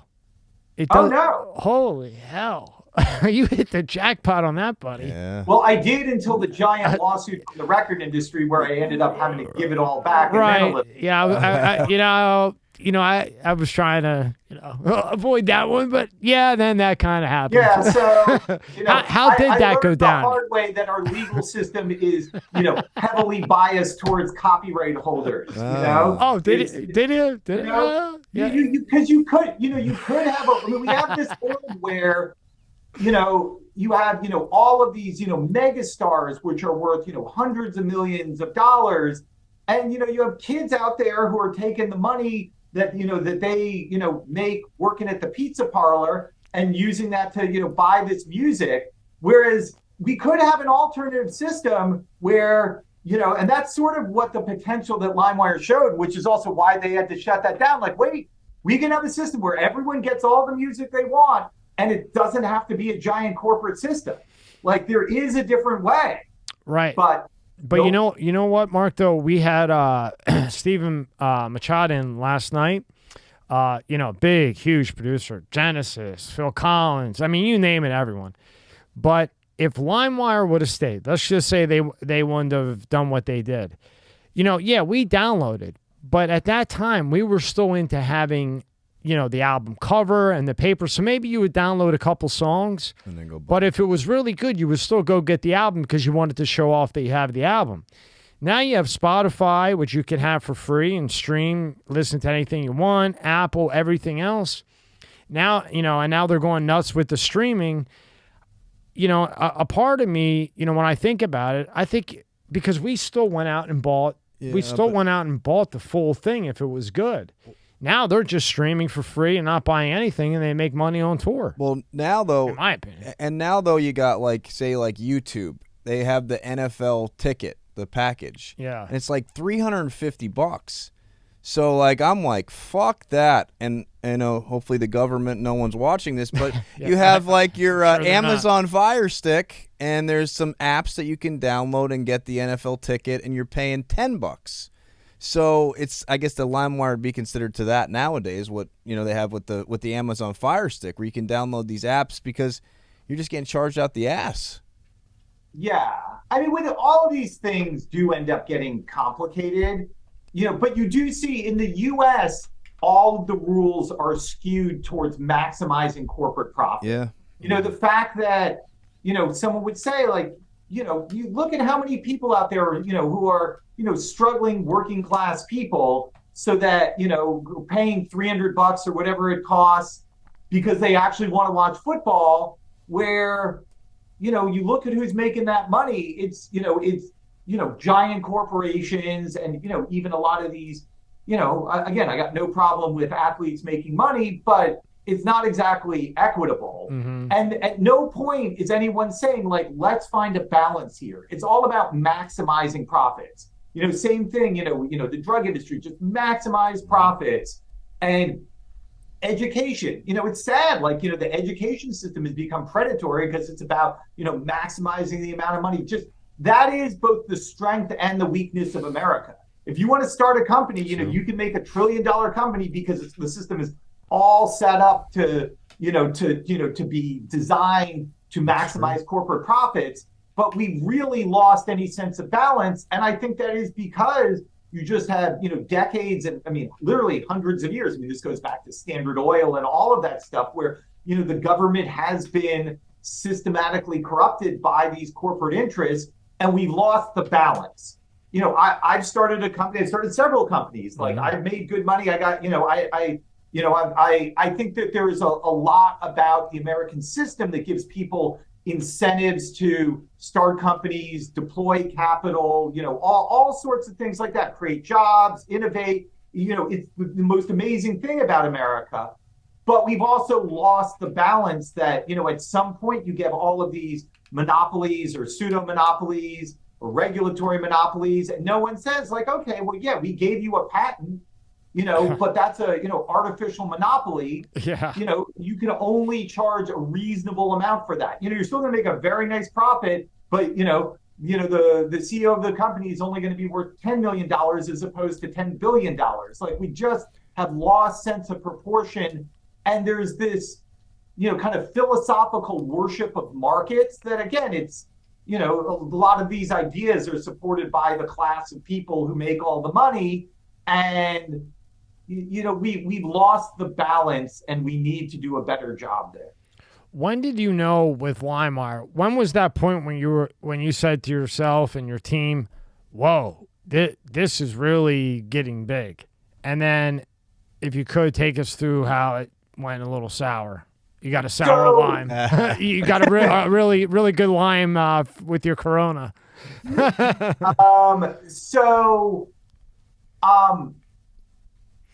I guess so. It's just for context. Like, sure. My main job, I was always working on Tower Research Capital. LimeWire was like a little thing I started on the side. I had this idea. I hired a team of programmers. I'm like, go, do this thing. Sure. And then I would stop by and I'd say, like, how's it going? Right. What up? Yeah. And it was, I know. Amazing. We would, so the thing that got LimeWire started, there was a point in time, there were a lot of peer-to-peer clients out there. We were one of the early ones, but we were not unique at all.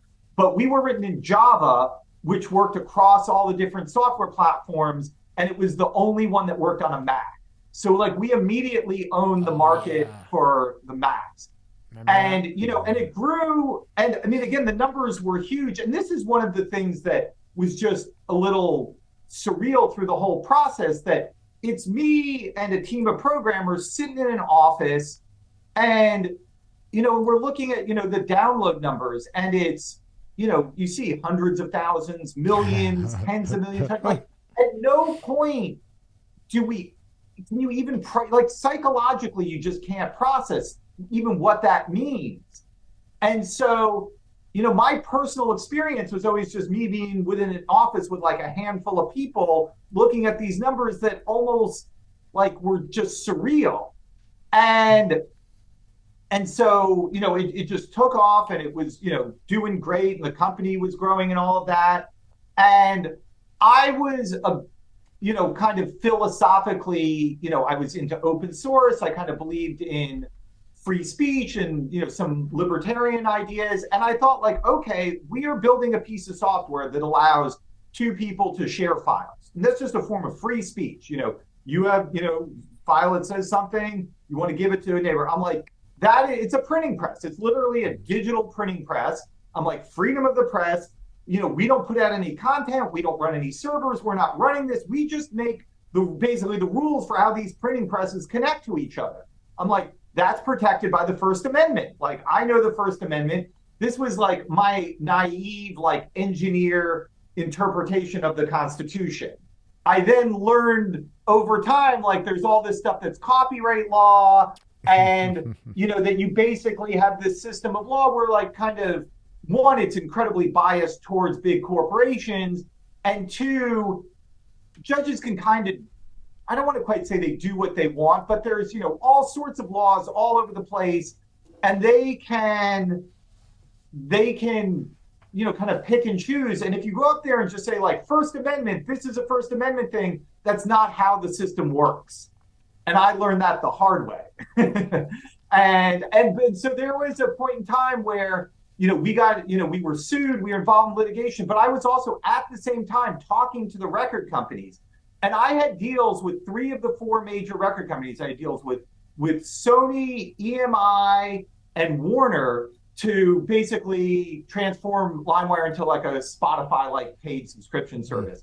And I couldn't cut a deal with Universal. And I mean, some of it was on me because they wanted a lot of money, and I was just reluctant to pay. And then they ended up getting that money in court anyway. And I was like, up front. But, psychologically, it's very challenging to do those things. And I should have done that because then I would have Spotify, basically. My kids are like, you could have been Spotify. I'm like, I'm sorry, I screwed up. I'd be dealing with you. I'd be dealing with you. I signed with them. Damn it, Mark. Not that Marcus is fine, but I like it, Marcus. No problem. But Mark. So then you get into court, and how does that whole situation go?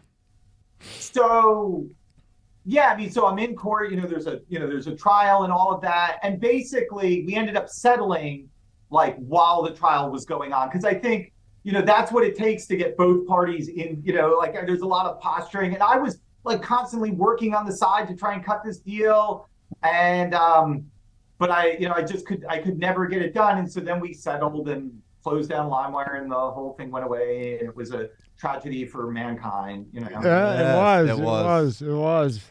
I remember when it went away one day. I'm like, where is he? Remember that? Yeah, it just disappeared. You're like, fuck, no. Damn it. And now that you mention that was the one that worked on the Mac. Yeah. What a move, Mark. Oh, those, you could just sit here and pause for a second at the days. It's crazy to think about. Like, I explain to my kids about Napster and LimeWire, and they have no idea, but it's crazy the evolution throughout everything, how, from just with anything, with movies, VHS to DVD to then the box thing with Redbox. Now you don't even have, I saw a Redbox the other day, which I was shocked. I saw it still. And then now you're just, streaming and you're downloading. And, where do you think the future, you had LimeWire, but you have all these services. And what do you think the future is of movies and streaming and everything? Where do you think we go? YouTube's so censored. Spotify's buying a ton of stuff. But, I don't know how much liquid and... they had told me that January 23, there was going to be a massive platform update, like where they would show numbers and things like that, which they did not do. They went and bought Anchor and Megaphone and whatever else. What do you see? I honestly, I'm out of this world. You're out of that world now. Any real insight that anyone else doesn't have, and at least at this point, things have, you have these, handful of giant companies who have their systems. I don't think I have that much to really add to what everyone else already knows. Sure. And I want to point out, so 11 months ago, Tower had posted, hey, be careful with crypto, 11 months ago. What did you guys notice or see with crypto, and how do you feel about it now? I still have not got into that. I've had countless people in here, like, the top crypto people or whatever, and I can't get into it. Where do you sit with it? And that warning was impressive. Because crypto, is based on these, kind of peer-to-peer technologies, distributed verification. So when it first came along, a whole bunch of people came to me and said, like, oh, you're going to love this. You did LimeWire, you're into peer-to-peer. And I said to them, one of the things I learned while doing LimeWire is how hard it is to make distributed systems work. Like, if you look at this, we were doing distributed search.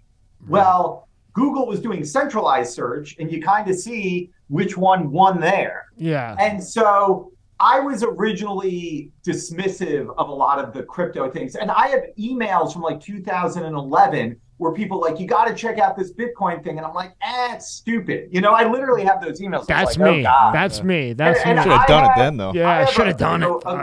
A couple of good friends, guys who used to work for me who, bought a bunch of Bitcoin, pretty early on. And they literally went and took me out to lunch. He's like, you got to do, Bitcoin. And I was like, and I blew him off.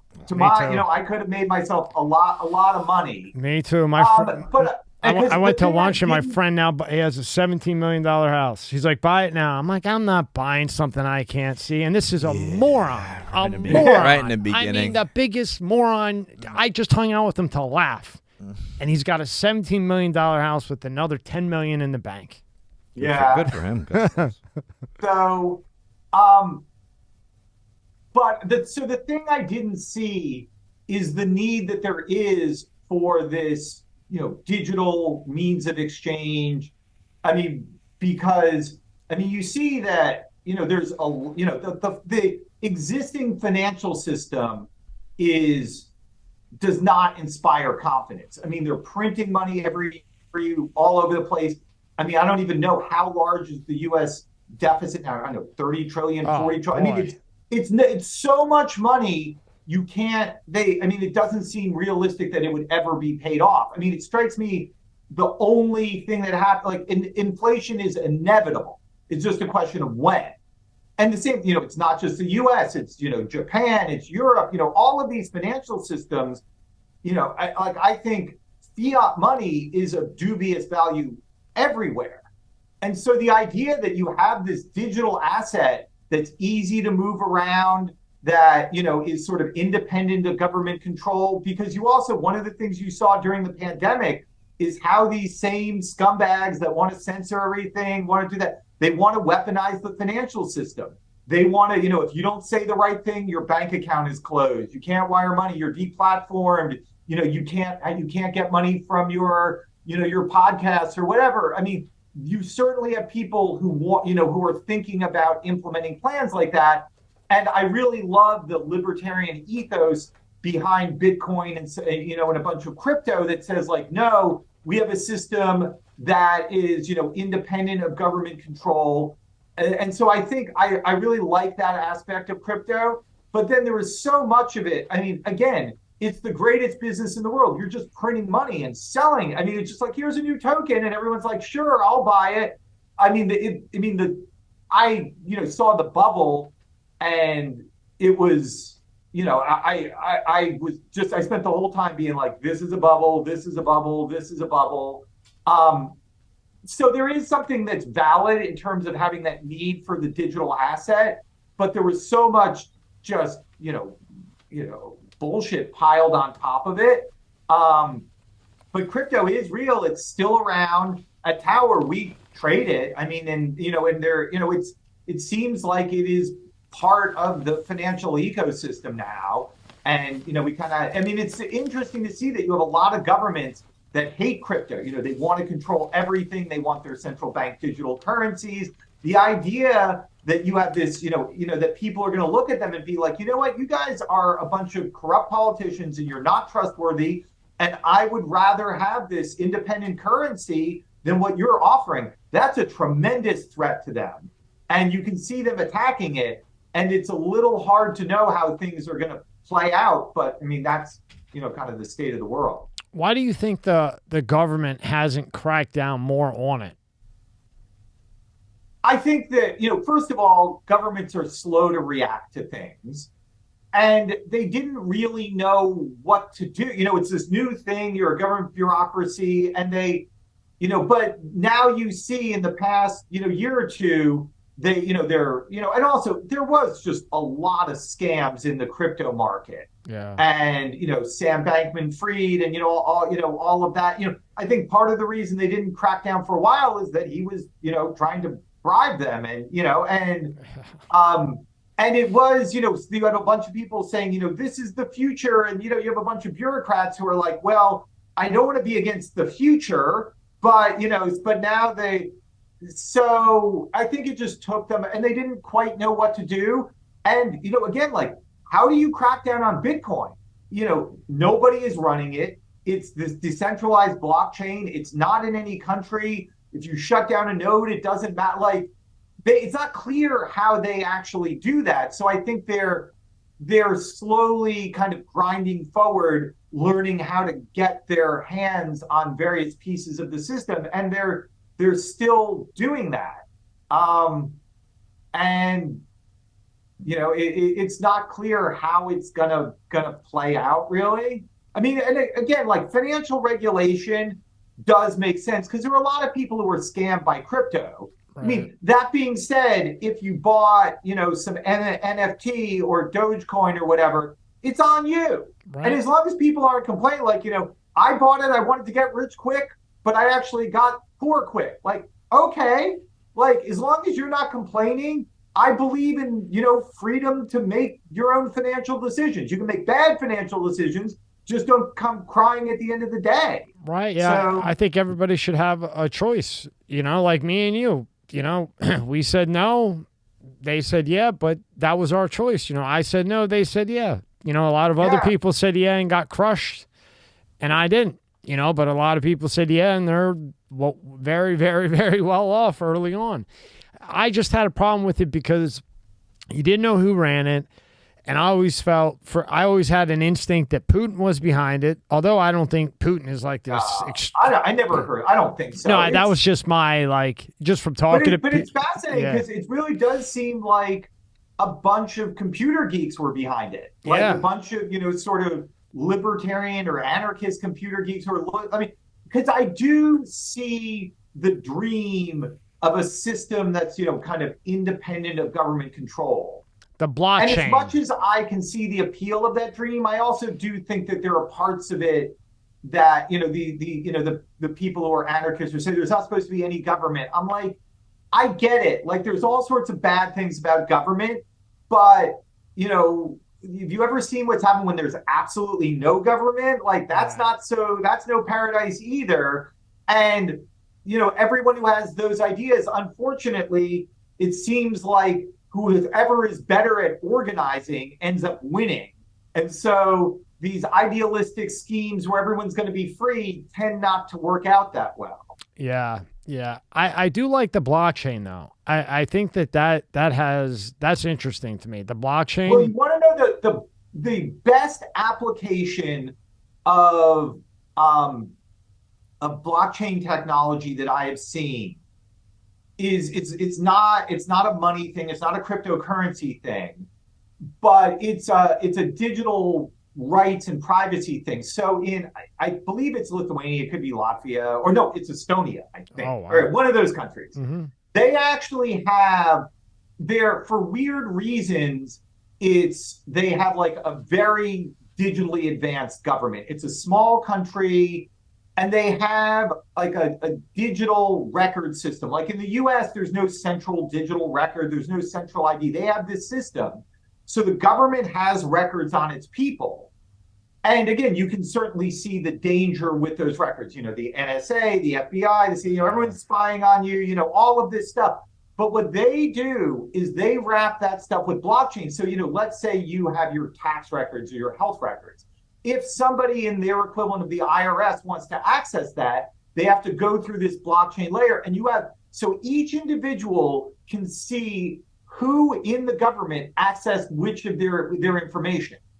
And so I really think that that's sort of like transparent, like it's about openness, and it's not like, the IRS controls this information and then they can feed it to the NSA or whatever they want to do. It's the information is there, but it's a transparent access layer, which it doesn't mean that their police can't see your information, but you can see who's accessing that because in our government, whoever it's not like it's some fair. These people are high-minded. It's there's a lot of nefarious stuff going on with them spying on your information. So I really think that sort of application of the technology can be great.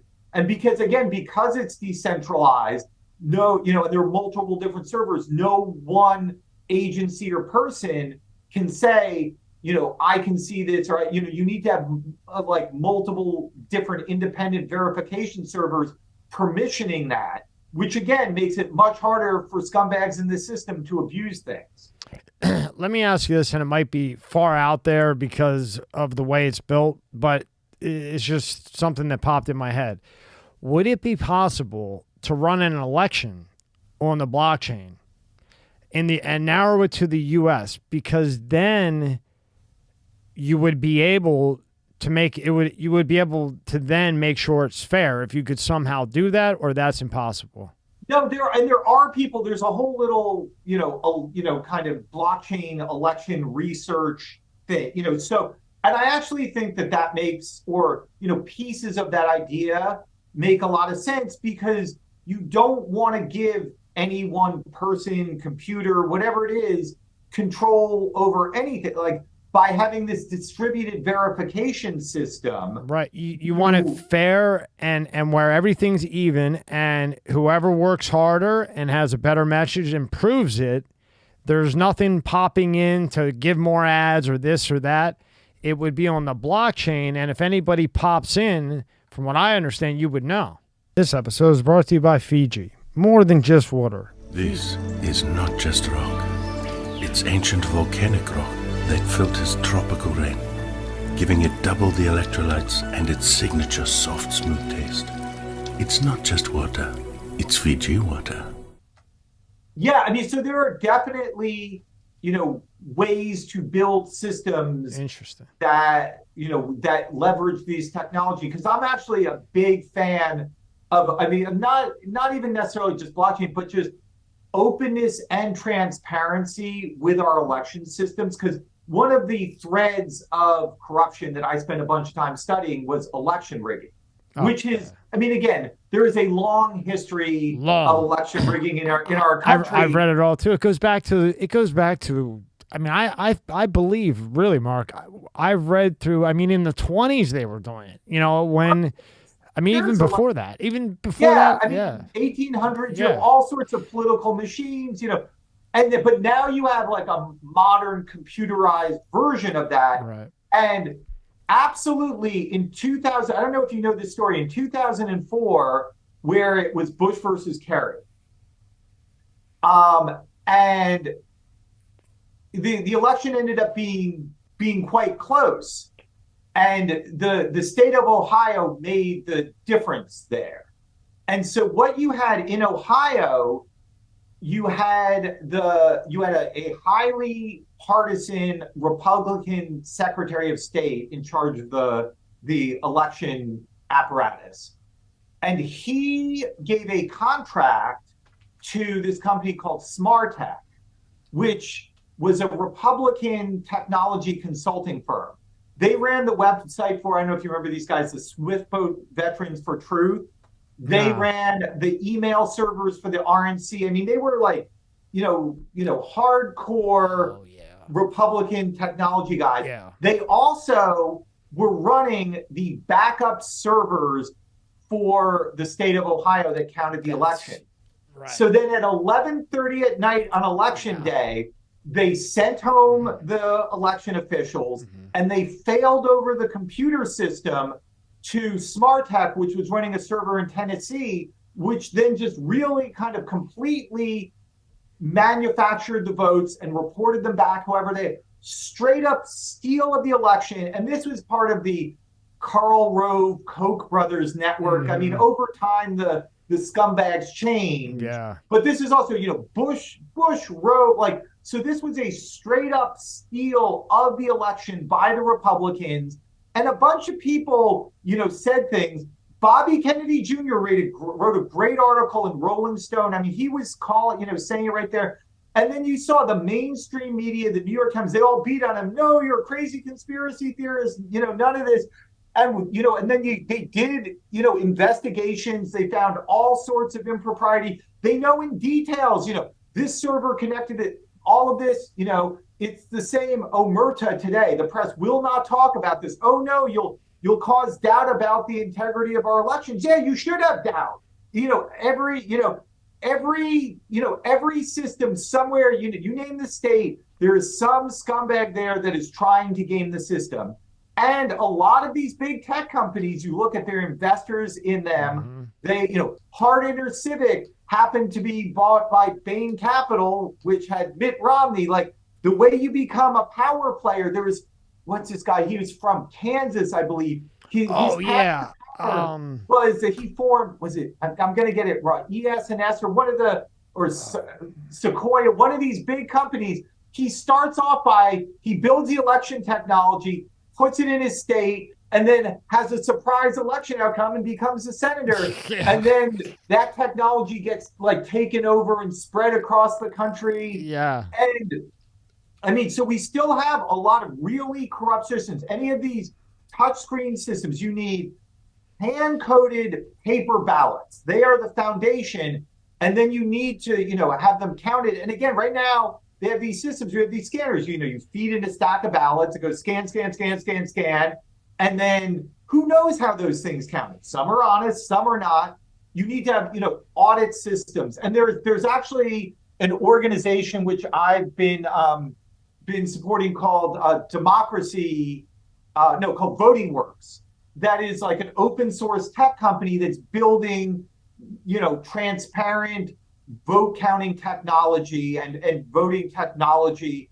Because again, it's sad in the 90s, the people that looked at election technology, it's a horrible business to be in because you're selling to the government. There isn't much money. If something goes wrong, you have like a scandal. IBM tried to get into this, decades ago, and they were very quickly like, oh my God, this business is a disaster because it's just like a giant PR, disaster waiting to happen. So no money hungry entrepreneur really wants to get into it. Well, they don't want to fall. They don't want to fall out of a plane. I can rig elections if I invest in this technology. And you see these guys, are planning decades ahead. They're building technology. They're deploying it. They're putting out networks of companies that service it. Every now and then, you will see an election result that pops up in some weird place. Oh, there was a weird result. They got minus 350, people, voted for Joe Smith. And you're like, you can't have a negative result. Oh, it's a weird glitch. Whenever you see a negative number, you need to be thinking something like, because the way they do it is that they preset the thing. Somebody will start with negative 1,000. Someone starts with a positive 1,000. So, and then, at the end of the day, assuming they each got, let's say 2,000 votes, one gets 3,000, one gets 1,000, but then sometimes they start negative 1,000, positive 1,000, he only gets 500 votes, and they're like, oh, damn, it spit out a negative number. That is not a sign of a glitch. That's a sign of rigging most of the time. But people need to learn to be aware of this stuff. I mean, sometimes it could be a glitch, but the number of times they just dismiss it. And it's a really tough problem fixing these election systems because they're chronically underfunded and it takes persistence. And again, the people that staff the election administrators, it's a kind of like, who grows up saying, I want to be an election administrator? They tend to be kind of like second-rate political appointees who get these jobs because they're, friend with some politician and they get put in there. And they're not the best and the brightest, and they just kind of, but a lot of them are good. They just want to do their job. And they're told like, okay, you have a budget, go buy some machines. They like buy one off the list. They, some of them are scumbags, but some of them don't even know what they're doing. And they're kind of smiling, and the guy comes and services the machine and they think everything's great. They don't even realize what's going on underneath. But to innovate and change this, it's beyond the scope of any of them individually. So it takes like a weird civic effort to come together to do this. And now after decades of problems, it's sort of slowly coming together. But the quality and the integrity of our election systems across the country is not good. And you see, they will play, they'll strip people from voting rolls. Republicans have specialized in stripping people from voting rolls. That's a lot of what they do. It's not to say that the Democrats don't do that, but the Republicans were more into that than the Democrats. And certainly, during the Bush era, it was the Republicans that controlled the mechanisms of the rigging. Now I think, it's a weird combination, and it's always changing. It takes so much effort to track what's going on. It just gets tiring, and at some point you're like, I'm just going to live my life, go steal a few elections. I don't have the time for it, When it really popped out to me was when I saw, I think it had said that Biden had got 80 million more votes than Obama. And when I saw that it's not 80 million, but he got more than Obama. Okay, just the fact that they're saying he got more than Obama, right there to me is a huge red flag. It's hard to Biden. say. You have to remember how I mean, much what do I know? they had scared people with the Trump is Hitler thing. That's true. And I will tell you, I know so many people that think Trump is Hitler. And I'm like, we had 4 years of him. He didn't kill anybody. No war. But people, like, the propaganda is so strong that, that people, and it was really motivating people. Like, they felt like, again, it's true. amazing. It's, partisan propaganda. It's like, I'm not a giant fan of Trump. He's a showman. He's a blowhard. He's got a giant ego. He was a shady real estate developer. All of those things. He's not an angel by any means. But, like, the fact that, they managed to turn a guy who's like a sleazeball real estate developer into Hitler, like, there's a big difference. That's what they do. That's what they do. Now, with Tower and AI, I read a lot of what you're doing, and it's fantastic, and, for the good. What are some of the things you're doing for the good, but what are your concerns with the AI? And also, again, with the elections, we could create the best thing ever, but they have to adapt it. They have to say, okay, we'll bring this in. With AI, maybe Tower could do it. Is there a way that AI could somehow get into that election system where you could avoid any of this cheating and everything else and use to be good in that sense? Or just completely impossible because of the five elite? In general, I am, very wary of technology and elections. Not because it can't theoretically play a purpose, but complexity and opaqueness can always be exploited. True. And that's why I don't even like, ballot scanners. Because it's not that, again, this is not substantially different than, here, I got a scanner right here. I could put it, all that stuff. But the fact is, like, I don't know how this scanner is really running. This one is probably pretty clean because no one's got an incentive to corrupt it. But so I think we just need to be very wary of technology, and also technology that's not totally transparent. I think transparency and openness are really super important. And we don't have it should be that every individual can just easily audit every election. That, I should be able to see ballot images for anywhere. I could count if you want as much transparency as possible. AI is by definition some sort of complicated thing that you don't really know how it's making its decisions and things like that. I'm also a little wary of, like, the term AI is used so broadly that I don't even know what people mean. And a lot of times people just say, like, they take a thing that they were going to do before and they call it AI because they can get funding for it by calling it AI. Yeah, I know. But it also is very real. And these large language models like ChatGPT and stuff like that, you see, I actually am, kind of really scared by this technology.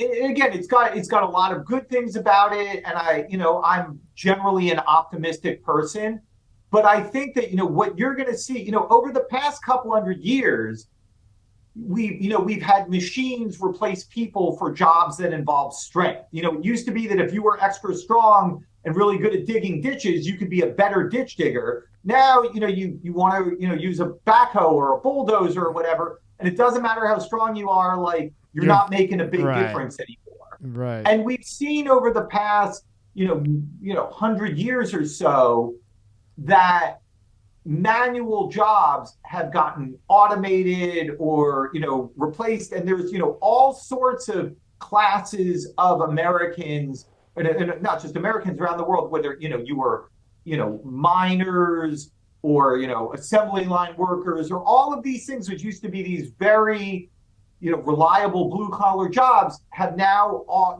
they've been, constantly put under stress. And all of those classes of society have been, you really saw, like, this idea of just kind of the working class, middle class has really been eroded. And a lot of it is due to these technologies that kind of displaced those people. And the whole time that happened, the intelligentsia is sitting there going like, that's tough for you, like I'm still a doctor, I'm still a lawyer, I'm still whatever I am. Now technology is coming for those people. Yeah. And on one hand, I think there's a lot that's good, because you look at like a lot of doctors out there, like literally like ChatGPT can already do a better job than them with a lot of problems. And we are just, you come back 20 years from now, there probably is not a doctor in the world that is going to be able to better treat you than a computer. They'll feed in all of the test results, they'll do everything, and someone would say like, well, why would I go to a human? It's so flawed. Like, and you're going to see all of these different classes of professions that are going to be under siege. And you're going to have all these people who spent, years going to med school, all that stuff. And all of a sudden it's like, sorry, you can't do anything anymore. Or, you're not providing a useful service anymore. And on one hand, there's the plus side that people can get that same service for free or cheaper or whatever. But on the other hand, you're going to see, all of these people who are displaced from work. And I think you get a generation of two of like, okay, well, I'm not going to be a doctor that treats patients, but I'm going to be a doctor that builds the systems, the AI systems that, and, you'll get a generation or two of jobs building the AI. But I think if you play this out, I don't know, 50 years, 100 years, at some point, there's not going to be anything that the computers don't do better than people. And like, I've had this career being smarter than most people and thinking of the next things and all of that. And like, I take pride in that. That's part of my self-image. To think that my, great grandchildren, like, there's nothing that they will be able to think of that the computer has not thought of already. And, it might even happen faster. It's hard to know how fast. So it's really scary. There are times I was like, oh my God, like this is terrifying. And then I'm like, you know what? I will cruise to retirement before I'm displaced. But for my kids and my grandkids, like, it is, I really do think if you're going to med school now, like, you got to really think hard, like, that may, most, probably 3/4 of medical profession displaced, like lawyers, same thing, so much of the stuff you do, nope, sorry, the computer read the 10,000 docs in the case and it wrote a better summary than you could ever do, and that's not that far away. And, and I'd even, just for fun, because we're actually, one of the things we're doing at Towers, we're starting a venture capital effort. And I like asked ChatGPT, like, how would you start a venture capital thing? And it like wrote a 10-step down. Like, I know. That's not bad. Like, that's shockingly good. And this is, just at the beginning. Yeah. So it's coming. We had a marketing presentation, and I'm one of those people that I have good wording, but on when I write it, you could never understand anything I ever put on paper. So we use Chat GPT with it, and it's unbelievable how good it is, and it can tweak it. And like you said, I mean, when Peter McCullough was in here, Dr. Malone, you name it, they've been, and we'll play with it. And he's like, McCullough was like, yeah, wow, that is right, But then you go and you think further, because you say, okay, well, we had the horse and buggy, and then we went to car, and everybody freaked because nobody's going to make horse and buggies anymore.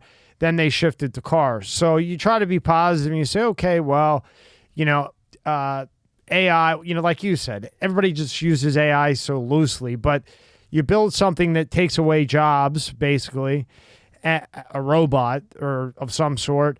Now, at some point, somebody comes in and they censor that. And now, instead of it telling you the correct medical information, it's telling you the information based on an agenda. And that's without a doubt going to happen. And sorry, ChatGPT, but it's already happening with them. It already is. If you put in the right question, that's why. And then Google's is even worse. Yeah. So now when you have that, now you go to type that in, and now you have to question that, and you might as well go back to the books again. So what I was hoping was that you were going to tell me that you guys are working on a Tower Chat GPT. No, we're not.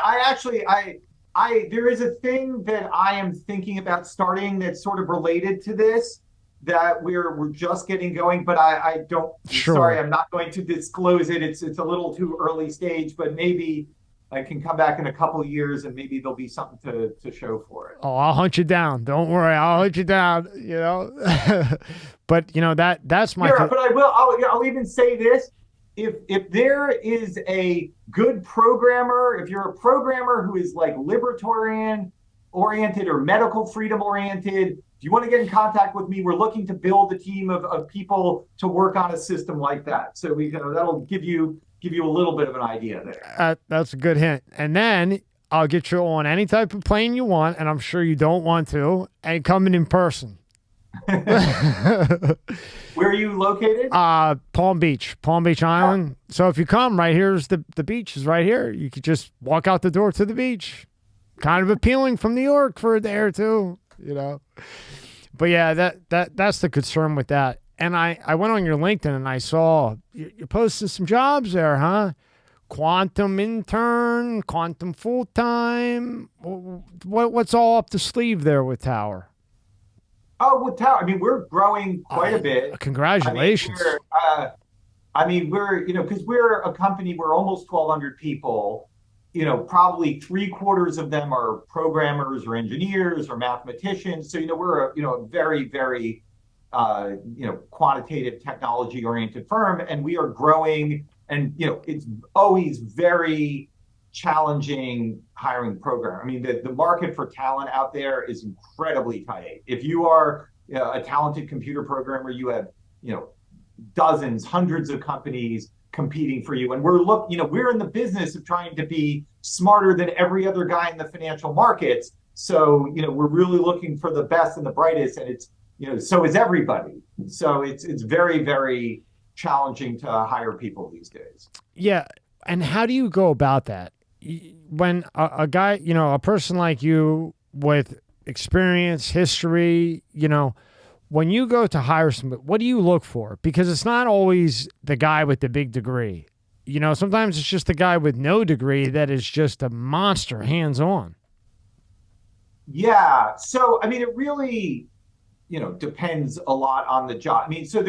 I'm a big believer in just raw intelligence because I think, everybody is constantly having to learn and innovate, so just, one, being, very smart is important. And two, having the right skills does matter. And so depending on the job, there are different sets of skills you need.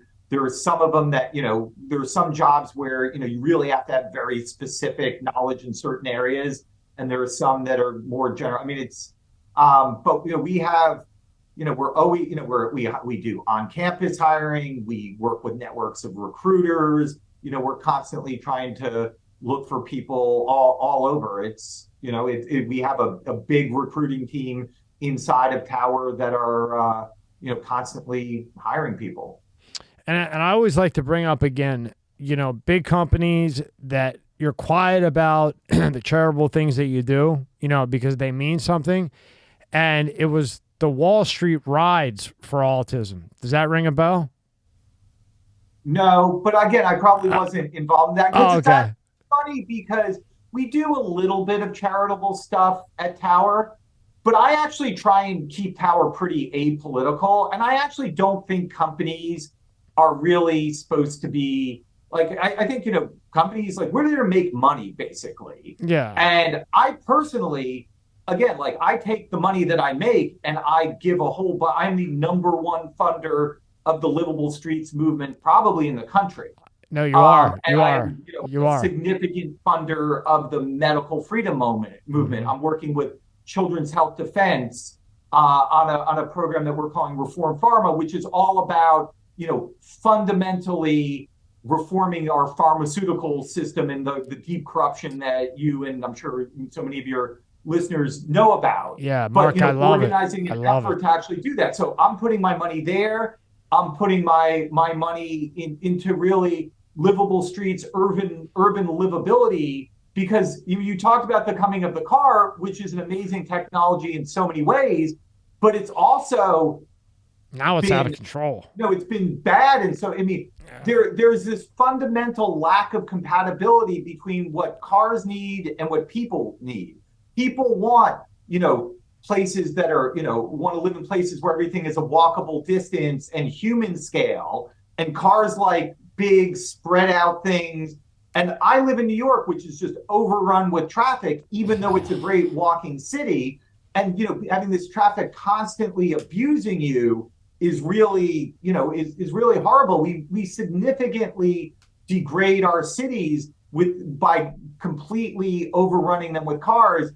And if you go to some of the great cities in Europe, whether you're talking about Paris or Amsterdam or, Oslo or Copenhagen, these Northern European cities that are getting rid of cars. I don't know if you've had a chance to tour around any of these places. You walk around these cities, you're like, oh my God, this is amazing. Sidewalk cafes, kids playing, and I'm like, this is how I want to live. Yet in the United States, there are almost no places like that. And I mean, we just completely have integrated the car into our lives in the wrong way. We've screwed up our land use patterns. We've screwed up, so much stuff. And it really makes, our world the worst place to live in. So many people live in these suburbs where you have to drive everywhere, where you're constantly stuck in traffic. The world's a giant strip mall. Kids have no freedom to get to their friends without being shuttled around, or you live in these incredibly congested places with, you're stuck in traffic and everything's blown apart and there's no sense of community. I mean, this is because we adapted the automobile technology wrong. And again, it's the same thing. Who was it? It was, the auto industry, the oil industry, the tire industry. Actually, big tire in the 20s was responsible for a lot of the bad laws that put us on the path where we are today. Is that right? Wow. Yeah. When I go, a lot of my family's in Italy, and you have the most beautiful land and everything. Everybody has little mopeds playing on the street and everything. Then you come back here and there's no land. Everybody built on top of it. And when I go there, I see animals running around, and you just think, you build all these roads and all these cars. Well, what about the animals? What about what was there before? The places for kids to play, for me and you to go hang out and have a walk. They just took it away. You're right. When you say it like that, and then I thought about it, I thought, shit. When I go to Italy and I have a business partner in the Philippines, I mean, there's land everywhere. Nobody buys a car. They just get mopeds. They play out in the street and dance and play guitar and, how we want it here. I do think that European lifestyle, they know things that we don't know. I mean, Italy, they peaked 2,000 years ago. Yeah. And you're like, oh, your GDP isn't high enough. They're like, you guys need to chill out and learn to, we did that, but this is cool too. I'll tell you a funny story, just real quick. Every Christmas, my cousins want polo. They want polo jeans and polo shirts, and they all live together. And I said, why don't you guys get your own place? I'll send you a cut, because you could get a place there, not that much. You guys could get a place. And they're like, no, we're a family. My kids play with their kids. It's just so different than here. You still have that family. You have that ground. You have that nature. There's not such chaos and drama and everybody on the phone. That was the biggest thing the last time. I could have a conversation with you and you're not touching your phone to see if somebody's bugging you or anything. It was no phone at dinner, no phone at breakfast. It's just a different thing. Well, what we want here, or I want, and it sounds like you want. No, and I do think that, there's so much that's good about technology, and it's not like I haven't spent my life pushing technology. Yeah, of course. But really, we need to be skeptical and take what's good and bad. I mean, and again, you look at, social networks. How do we do in the United States, to maximize the profit so that Mark Zuckerberg can be as rich as possible? Yet the fact that we have, tens of millions of teenagers with psychological problems because of, all of these, horrible effects of social media, we should be trying to regulate social media in a smart way, and find a way to take what's good about it. But, if you're at Facebook, you can sit there and come up with whatever, a little addicting algorithm that, 12-year-olds, now we've trapped them and you make more money. And we just, and we've lost set, there isn't that balance. We don't have that proper regulation. And unfortunately, the only thing they want to regulate is honest medical information, because that's a threat to them. That's the thing they choose to fix. Yeah, that was the word I'm looking for, a balance. And we just don't have it. And you still are the biggest supporter of the transportation movement. You are. So you've given the most. Yeah. Because again, but it's really, and that's really, I've spent a ton of time. It's actually, so many of my friends are in the livable streets movement in New York. There's a great community of people here, because every single bike lane is a fight. If you want to get rid of every parking spot, it's a fight. And it's been, fight after fight over decades. And, we're making progress, but you really do see that you need to have a good community of people where you can get joy out of the civic involvement that you have. And I'm right now, I'm really finding and trying to find that same thing in the movement to clean up, and have honest government in America. Because with AV24, there's a ton of people, the people there are all motivated. Everyone is passionate about cleaning up the government. They see just how corrupt the system is, how corrupt our medical system is, how corrupt our electoral system is. And they're passionate people who are looking to fight and make that better. And it's that fight that gives meaning to life. Mm-hmm. And I really think that this is a movement that I love the people I'm working with. And to just, I had, there's one of the people who works at AV24, who's this great guy, Trevor Fitzgibbons. He runs our media outreach team. And he's been doing this stuff for a while. And, we're sitting here working to elect Robert Kennedy Jr. president or support his campaign. But, we've had this conversation. He's like, listen, when this election is over, I still want to be doing this. People are just in it because they're committed to this movement. And we are looking for people who are in this and who want to join this movement and who care. And there are so many people like that out there. It might not be a majority, but if there's 1% of this country who care and who want to work, and we can find a way to, come together so that there's community around this, and you can, pick your local battles and join in with your neighbors to clean up, it's because it's a huge country. We need 10,000 little community, each pulling apart their own little piece of the corruption. But if we can get those people together motivated, and that's one thing about the pandemic, it woke a lot of people up, that they saw, the fact that I happened to read a ton of nonfiction, learned about the scope of the corruption, but I didn't know about the biomedical corruption and the vaccine corruption and the biowarfare state like that. There's, now I know about that part too. But when you see this censorship apparatus, I really think that, there is a lot of good that came, because all of the stuff that they wanted to do in terms of censoring social media, getting control of the financial system, weaponizing the financial system, we got to peek at that. And we have a choice. The people can say, you know what? No, the civic antibodies can rush to the rescue. And we can say, we've had a look at a much worse system and we don't like it, and we can clean it up. Or, there's the potential that the corruption keeps going. But I believe, in America, kind of. I believe in the American people. And there are so many good people that care. And even the people in the middle of the system, a lot of the people that are doing a lot of the scummy things, they want to be good people, but this is their career. They also want to, pay for their kids' education and pay for their mortgage. And so, if we, can find the good that's in the system. You see, there are, whistleblowers from within the CIA. There are whistleblowers within the FDA. There are good people out there. And I think, where we're coming together and networks are forming and we're organizing, and it's podcasts like this.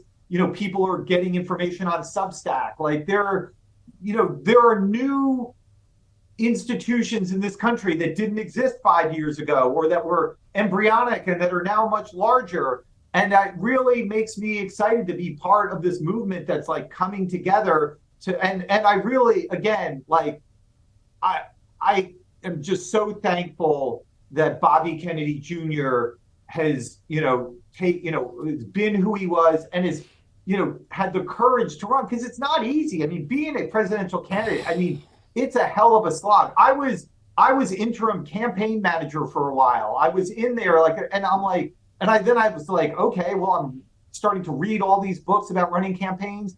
Every book you read about, running campaign is like, it's brutal. It's hard on your family. I don't want to do a brutal thing that's hard on my family. And you see the amount of, abuse he gets, how, his family, like, it is tough. You have to really, stand up and I'm like, thank God that he is willing to go out there, charge in front, take those hits. And so it inspires me. I'm like, if he's doing it, how can I not? And I think there's a lot of people who are like, how can we not step up at this time? And I think something, no matter what, whether he wins or loses, there is a movement that's gonna take hold. And if you look at American history, it's not every corrupt political machine eventually fails. And there have been civic movements throughout American history to clean up corrupt government. And like, I'm proud to be part of that tradition. And, they've done it in the past, and like, we can do it again. I went down this rabbit hole. You name it, they've probably been in here. And I'll tell you what, I truly believe that everybody wants a Trump-Kennedy debate at the end.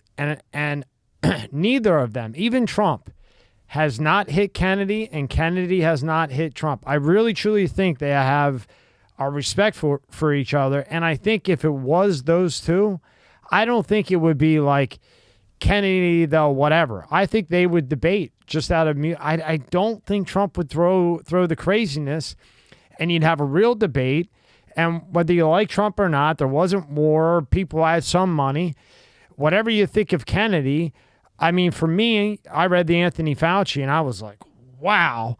And also, another thing with Kennedy that he brings to light that everybody gives him shit for, that is so wrong, that we touched on earlier, the vaccines. And, Bobby never said, I don't have an open mind. The guy never said, hey, I'm dead set that I'm right. He never said that.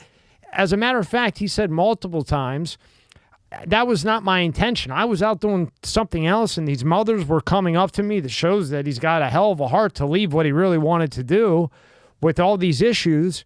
And he had to, at some point, pay attention. Like, what is going on here? Now, if you take that, when I was in high school, when you were in high school, how many people did you know that had diabetes? I knew maybe one or two. Yeah. ADHD, autism, very rare. Asperger's, I don't even think I heard of Asperger's, maybe once in a great while. Now, it's all over the place. Then go back to what Bobby's saying. And all those listening that can vote, if you haven't had kids yet, you might one day. And if you do, you might have another one. Everything that Bobby's saying, look at what has happened. They upped the amount of vaccines, and all of a sudden there's all this crazy shit that we never heard of. And nobody's come out and said, this is where you're wrong, Bobby. And Bobby said, prove me wrong. And the fat guy that needs to stop eating cheeseburgers, he could have went on. And if he's such a great guy, Rogan was going to donate $100,000. I know that. And that was real. I know Matt who was with them. That was real. And if you're such a doctor and Bobby's wrong because he's not, then fucking go on and debate him, at least for the money to give away. Bobby's ready to go. Let's go. Yeah. No, it is. I mean, again, when you listen to Bobby Kennedy, he's such a reasonable guy and so well informed. Like you said, that book, The Real Anthony Fauci, to think that someone who might be president of the United States wrote a book that's that well researched and that, I mean, it's you look at all of the, the lightweight pretenders who are in most elected office, you're like, this is a serious, smart guy. Serious. And again, a few years ago, I hadn't never really thought much about vaccines. And now all of a sudden, one, there's, no randomized control studies, and the people in charge refuse to do them. If you're a good doctor, you're like, oh my God, there's no studies, we better do one. And then you see when these studies are done, there were, in certain ways, the results are not good, and then they crush them. Yeah. And I mean, and just even superficially, the fact that these vaccines that you're giving to little tiny babies have mercury and aluminum in them. These are toxic metals. And you are injecting them in little babies and then saying, we refuse to do any tests about them. Like, oh my God, like it never even occurred to me. And the same thing now I know everyone's learned a lot about vaccines these past few years, but the fact that they have adjuvants in them, which irritate, where they sort of antagonize your immune system in order to generate the immune response that you need, that when they're doing allergy research on mice and rats, they inject them with these same adjuvants in order to induce allergies. Right. So you're literally like injecting the same stuff in kids, and then you get an explosion of allergies. You're like, it's so obvious in some ways. I mean, I think it's, again, because there's this level of awareness, some point in the next 10, 20 years, this thing is going to fall apart, partially because so many people, are like, no. And I mean, and again, for, the Democratic Party, like I've been a registered Democrat my whole life. To think that, now if I support a Democratic candidate, most of them are like, mandatory vaccines all around. I'm like, you're forced to choose between like, well, I support abortion rights, but you're trying to physically poison my children. Like, right. I'm like, that's a bad idea. And I think as more and more people wake up to this, eventually, that the system is mildly self-correcting. Unfortunately, it might take another generation because it's already taken a generation of kids. And that's because now a lot of the people that work at AV24, like the kind of core of the people, are people who've been in this fight for a long time, and they're the ones with vaccine injured children. So now I know a lot of people. And if you have an autistic child, I mean, again, nonverbal, unable to control themselves, like, all of this stuff, like it is a brutal life. And I see, the number of times I'm on a call with someone, they're like, oh, gotta go, like my kid, so like, and I'm like, oh my God, it's all the time. It really is, so hard. And that these same people who are victimized by the medical system, then when they turn around and say, like, hey, there's a problem here, they're dismissed. Their doctors are like, go away. The same people that injure their kids are like, go away, I can't treat you anymore. And no one else will help them. Oh, you're a crazy anti-vaxxer. When they stand up and say, like, we need to do something to protect other people's kids, they're disparaged. I mean, it really is some pretty nasty stuff. And I have so much admiration for these parents who are standing up and fighting through this. And the sad thing is that there are so many of them out there that it is enough to form the backbone of a political movement. It is. And, these people are committed because they wake up every day and they see, what this system has done to their family. And, it's horrible, but it is, because you need people that are committed, and a lot of them are normal people, because I spent a lot of time researching the JFK assassination and 9/11. And through my research, and I've met the community of people who do JFK assassination research. Do you know who James Files is? I've had James Files in. He was a CIA. Yeah, do you know who that is? I mean, I know his name. I don't really know much about him. Yeah, I talked to him for 3 hours. It seemed, I'll send it to you when we get off, and let me know what you think. I'd be curious to get your thoughts. And I want to give a credit to Bobby. We were going back and forth about him coming in, but he got caught up with Rogan, and then things got crazy, maybe sooner or later. But I went through this. so they did the vaccines. At the time I was with somebody, she got them all. And at 18, this is a beautiful girl, okay? Beautiful girl, about ready to graduate, you name it. All of a sudden, tired, doesn't want to do anything. We think just lazy, okay? Next thing you know, it's real bad. Take her to Hershey Medical Center in Pennsylvania. They don't know what's going on. Liver failure, kidney failure, 18 years old, on dialysis, crying. They had to give her chemo, lost her hair, this hospital, that hospital. Finally took her to University of Pennsylvania. They're looking into it. They're looking at an overactive immune system, vaccines. There happens to be a book on the shelf, and it happened to be Bobby's book. And I start reading it. And because, I'm sitting there because I don't want to, the girl's like no hair at 18. Can you imagine that? Like, it was just a, kidney failure. It was so sad to watch it go through. And I'm reading it, and the guy comes in, and he's starting to say autoimmune disease. And I said, do you think that it's possible that this is from the vaccines made her immune system overactive, and now later she has an autoimmune disease, and now it's flared up? And he said that's what we were coming in with the diagnosis, that it's an autoimmune disease. She needs to take this of any type of flare-up, blah, blah, blah, which was basically what Bobby said in the book. Yeah. So if you just take that, this guy is smart. He's a lawyer, so you're not going to play your games with him. You're not going to play that whole bullshit. He's a hell of a lawyer. So, and he's honest. Honest, Trump, Trump got in. He was talking about appointing Bobby to be on, I can't remember, some senior government position overseeing vaccines and stuff like that. Should have made him vice president if he had half a brain. But then Pfizer gives him $1 million for his inauguration, and all of a sudden everything changes. So, wow. That's quite the interesting. Sad thing. Now, Mark, let me ask you this. Okay, so the Democrats obviously know that Pfizer gave Trump $1 million, right? Now, wouldn't that be a hell of a hit to throw at him? But they can't. That's how bad it is, right? Now, think about that. If you came out on the news and you said Donald Trump took $1 million, just a shitty $1 million from Pfizer, you could end him today. But they can't.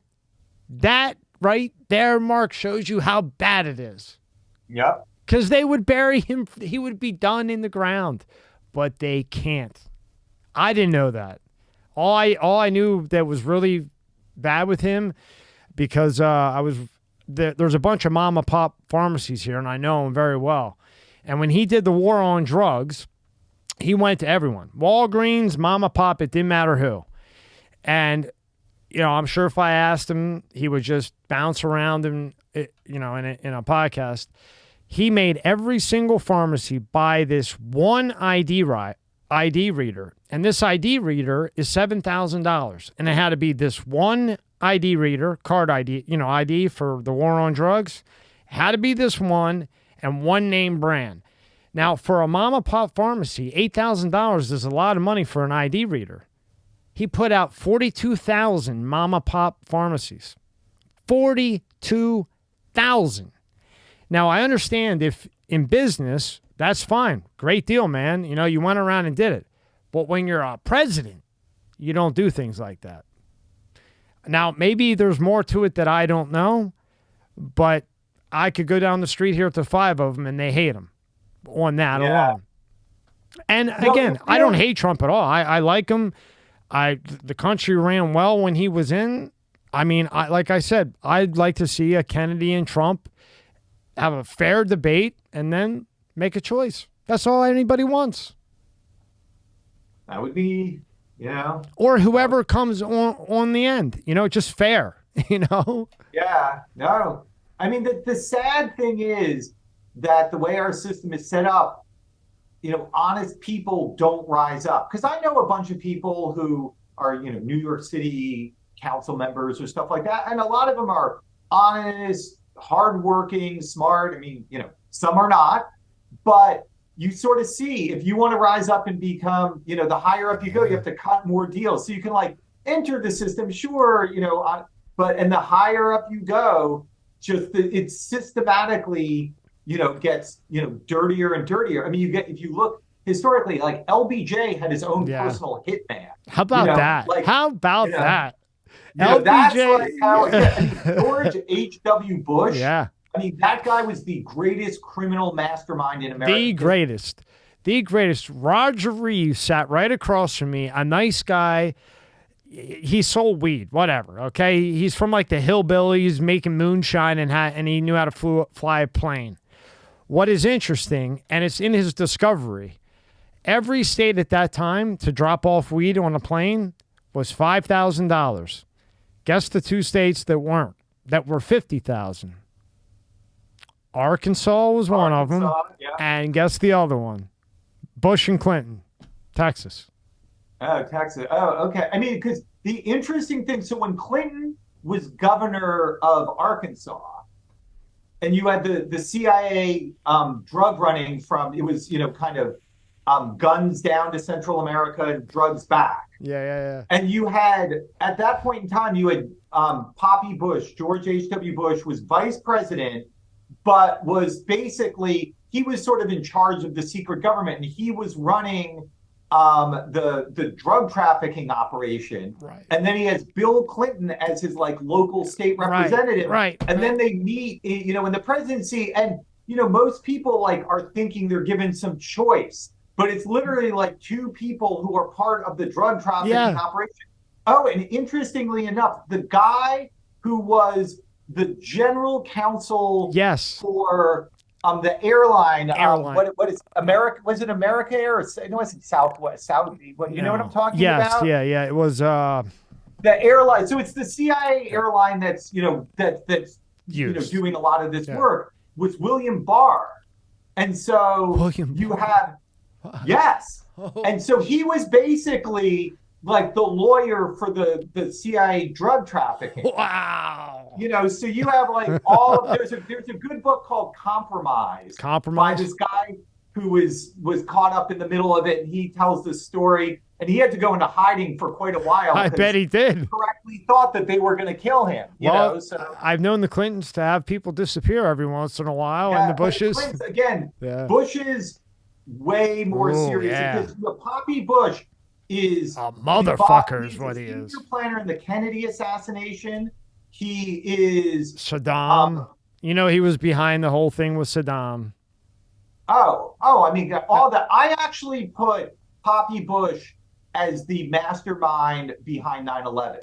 I think they started 100%. planning that in the mid 80s while he was vice president. Yeah.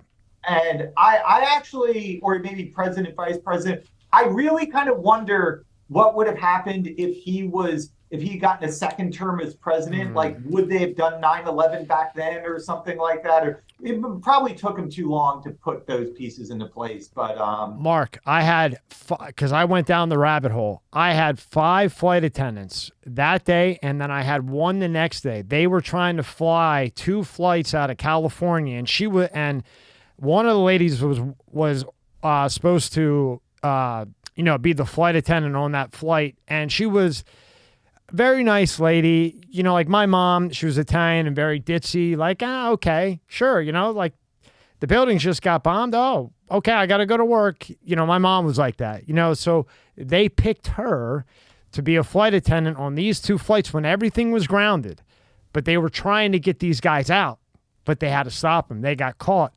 When she came down, the guy who opens the thing, it was somebody she had never seen, different badge. So then I had another lady that was on with her. And these are 2 people that, when you talk to somebody, you do massive business, but I've done a lot of business too.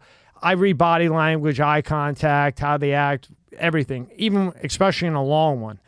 And they're not lying, 100% planned, because he wanted to go in there with Saddam, which to me was the dumbest move in the planet, because Saddam was a horrible person, but he had some control with other countries over there. Then you get rid of him and you get worse.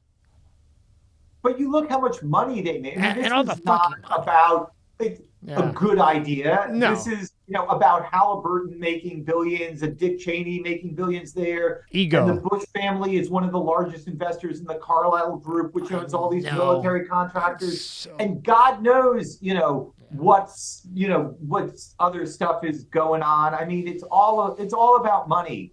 And there was a interesting story I read, because I've read so many books on all these topics. And there's this is during the 60s, during the Vietnam War in the early mid 60s. So this guy was the CIA briefer to Lyndon Johnson about the Vietnam War. And so every day for like 2 years, he goes into Lyndon Johnson and he's telling him what's going on. And it's bad news day after day. And then finally, after 2 years, he's about to be rotated to a different job or something like that. And he goes and he says, Mr. President, I'm coming here every day for 2 years, and you can see we're not winning this war. This is a disaster. Why don't you get out? And Lyndon Johnson says to him, my friends are making too much money. That's how it works. It's as simple as that. I know.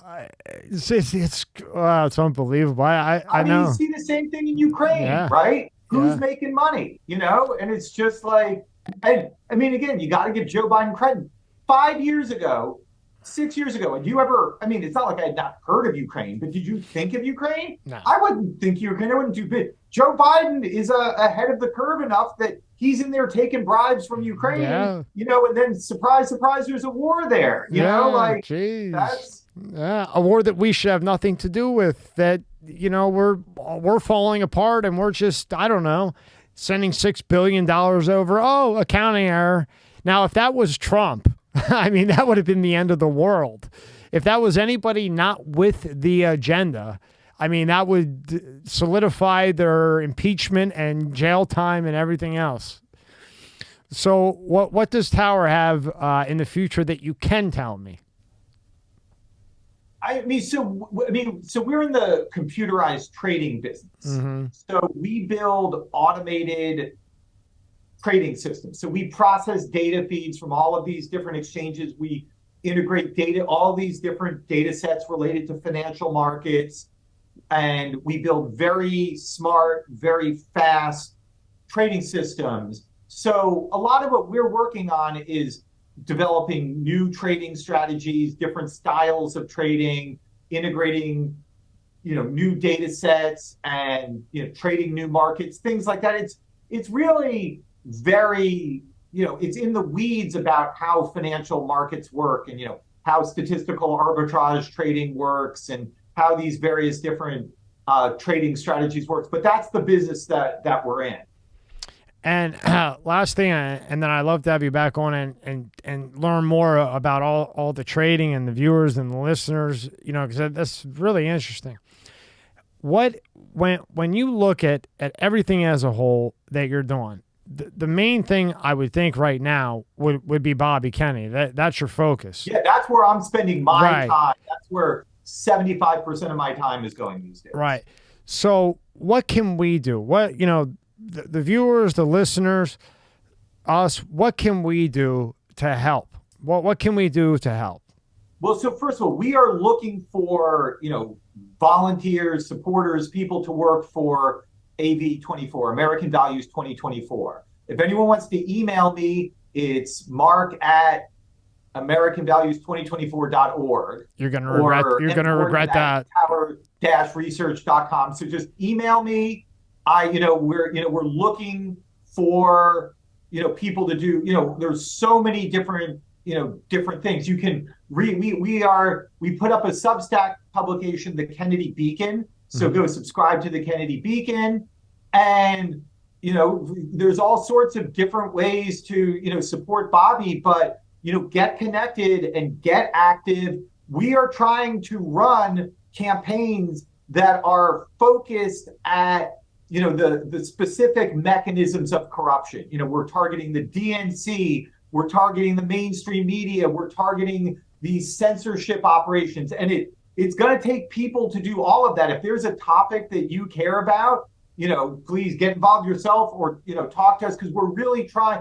I know that there are so many people who care, and the role that we're trying to play is this organizing function to take all these people who independently care and maybe don't quite realize how they can make a difference and, put them in a larger organization structure and network with dedicated campaigns to take apart all the different pieces of corruption out there.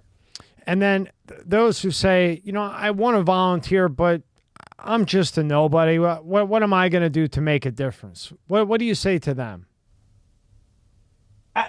There's a great quote, which I'm going to get wrong or something, but it's along the lines of kind of small groups of dedicated people are the only thing that has ever made a difference. Because I will say, you see the DNC, they're afraid. They are really afraid of Bobby. You look at how they're attacking him, all the stuff they're doing, they would prefer to ignore him. They are truly afraid. And so I think, and this is a moment where, his candidacy is providing a central focus. And it's in the culture of America. People organize around elections. And so, find who's in your area, get connected. Even if you have no skills, you can work a phone bank, you can knock on doors, you can wear a t-shirt, you can help set up events. And if you have skills, if you can write, whatever skills you have, we're looking to go out and target, this superstructure of corruption, which seems, incredibly large. But if you break it down, there are several thousand people who make up a big chunk of it. And now you could say several thousand people, what's one person going to do? But if you go around this country, there are, clearly tens of thousands of people who care enough to get active. So if we can take those tens of thousands of people and just have them have conversations as citizens, even if you meet with, an elected representative and just say listen, I'm disgusted at the corruption of the Democratic Party, the way you're sabotaging the primaries. I'm disgusted at the censorship. Even if you're just talking to your doctor when you go see them and say, I've lost faith in the medical profession because you guys are so compromised and you need to speak up. Talk to your people in the media, write letters to the editor, call. The fact is, people do hear that. If a reporter gets 4 phone calls of people saying what's going on? Why aren't you guys calling out the system? Why are you guys, so people don't like being called bought off. And if they hear that enough, they might actually do something. I mean, you got to nudge them and keep nudging them and nudge them and hold them accountable and, and shine light on stuff. Say, why aren't you speaking out against this creation of this new class of super delegates who is gonna rig the primary? Why aren't you speaking out against censorship? Why, when they start hearing that, and even if they're only hearing it from 5% of their constituents, it gets in their head. A vocal minority can really make a difference.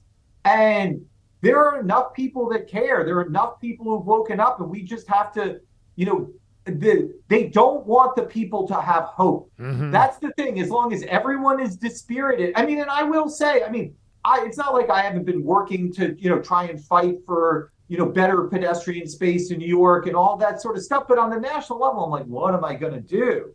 All of it, it's like, when you think that the government, blew up the Twin Towers to start a bunch of bogus wars, it's a little dispiriting. Yeah. What am I going to do? Go down to Langley, Virginia and be like, you guys stop drug trafficking. It's bad. Right. All right. So that there is a moment where Bobby Kennedy Jr.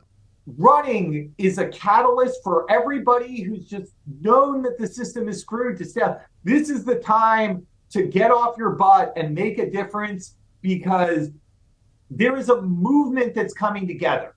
And, Bobby is the leader. He is getting, he is, catalyzing people to come together. But I am looking to build an organization that endures, because even if he's president, he's going to need support. And if he's not, we're going to have to, stay dug in and fighting, because this stuff is too important and this country is too great to let a bunch of bought-off scumbags just run it and think that they can own it forever. Right. And you can keep fighting. Even if he unfairly loses, you keep fighting. And just like, for instance, TikTok, their BS, in my opinion, viral.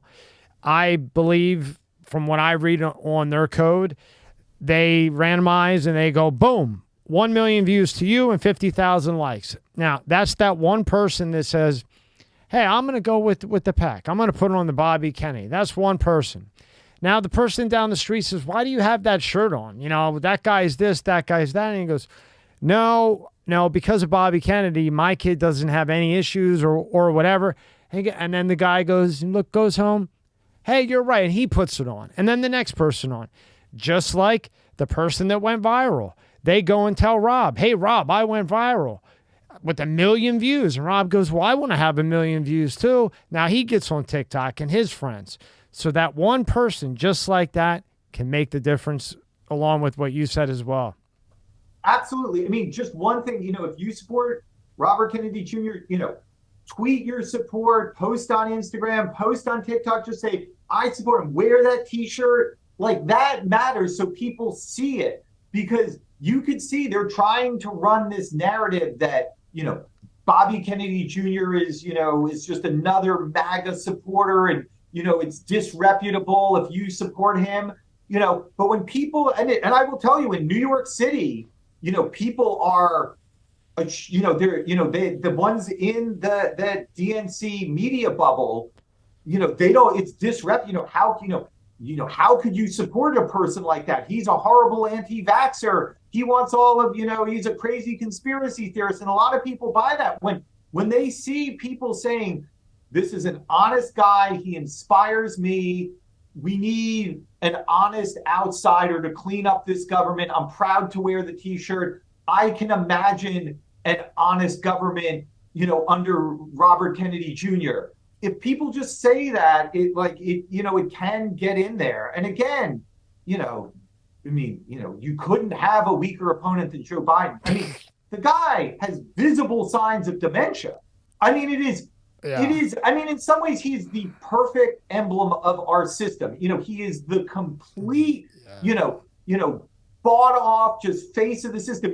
This guy is not really running things, and that the machine is running, and that he's just supposed to go out there and smile and tell his hokey stories, and you're supposed to feel okay. But it's so corrupt they couldn't even find a non-demented person to do that, right? Like, that's how.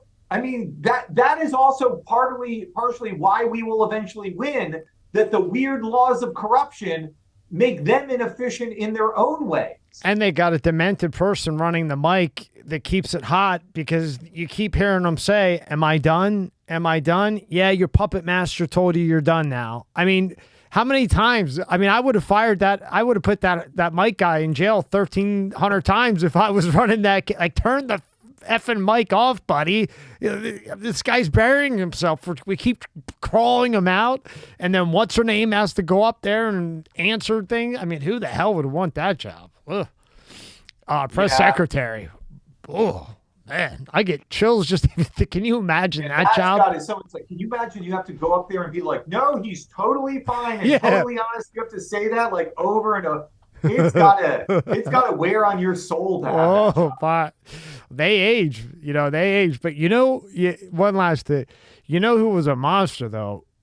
Kelly Conway. Is that my saying her name right? Conway. She was with Trump. The skinny blonde hair lady.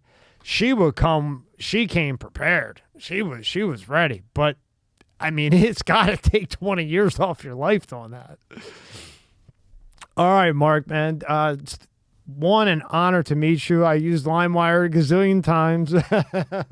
I'm sure you're so sick of talking about it, so I try not to. No, be there too much. Literally, the story I told you, I've not told that publicly in years. So you have a unique bit of history there on this podcast. I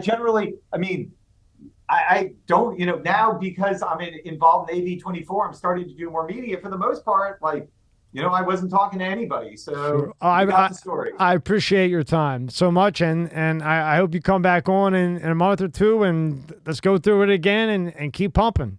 That's what we got to do. Got to keep swinging. Great talking with you. Thank you so much for your time, Mark. And how you did all what you did. Congratulations on your success. Bless your family and everything you're doing. Really, really. All right. Thank you so much. Thank you Great. so much. Thank you. This podcast is brought to you by Monster Energy. Tear into a can of the meanest energy drink on the planet, Monster Energy. It's the ideal combo of the right ingredients in the right proportion to deliver a big bad buzz that only Monster can. Monster packs a powerful punch, has a smooth, easy drinking flavor. Athletes, musicians, co-eds, road warriors, metalheads, geeks, hipsters, and bikers dig it. You will too. Monster Energy is more than just the green OG. Monster has Monster Ultra, Juice Monster, Monster Hydro, Rehab Monster, Dragon Tea, Monster Max, Muscle Monster, and many more.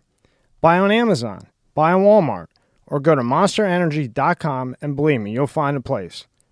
Unleash the beast. Monster Energy. This episode is sponsored by Aurora. Do you know what the fastest growing crime in America is? For years, this crime rate has been surging and affecting millions of Americans. I'm talking about identity theft, and there's a new victim every 14 seconds. Yet despite this, those who have had their identity stolen are often shocked when it happens. That's why I'm excited to partner with Aurora, who is sponsoring this video. Aurora is identity theft protection, fraud monitoring, a VPN, password management, and antivirus software all into one easy-to-use app. Their VPN allows you to stay anonymous online by keeping your browsing history and personal information safe and encrypted. Protect you and your family from America's fastest growing crime. Try Aurora for free for 2 weeks and see if you or anyone in your family's personal information has been compromised. Start your free trial today. Go to aurora.com/MSCS. The link is in the description below.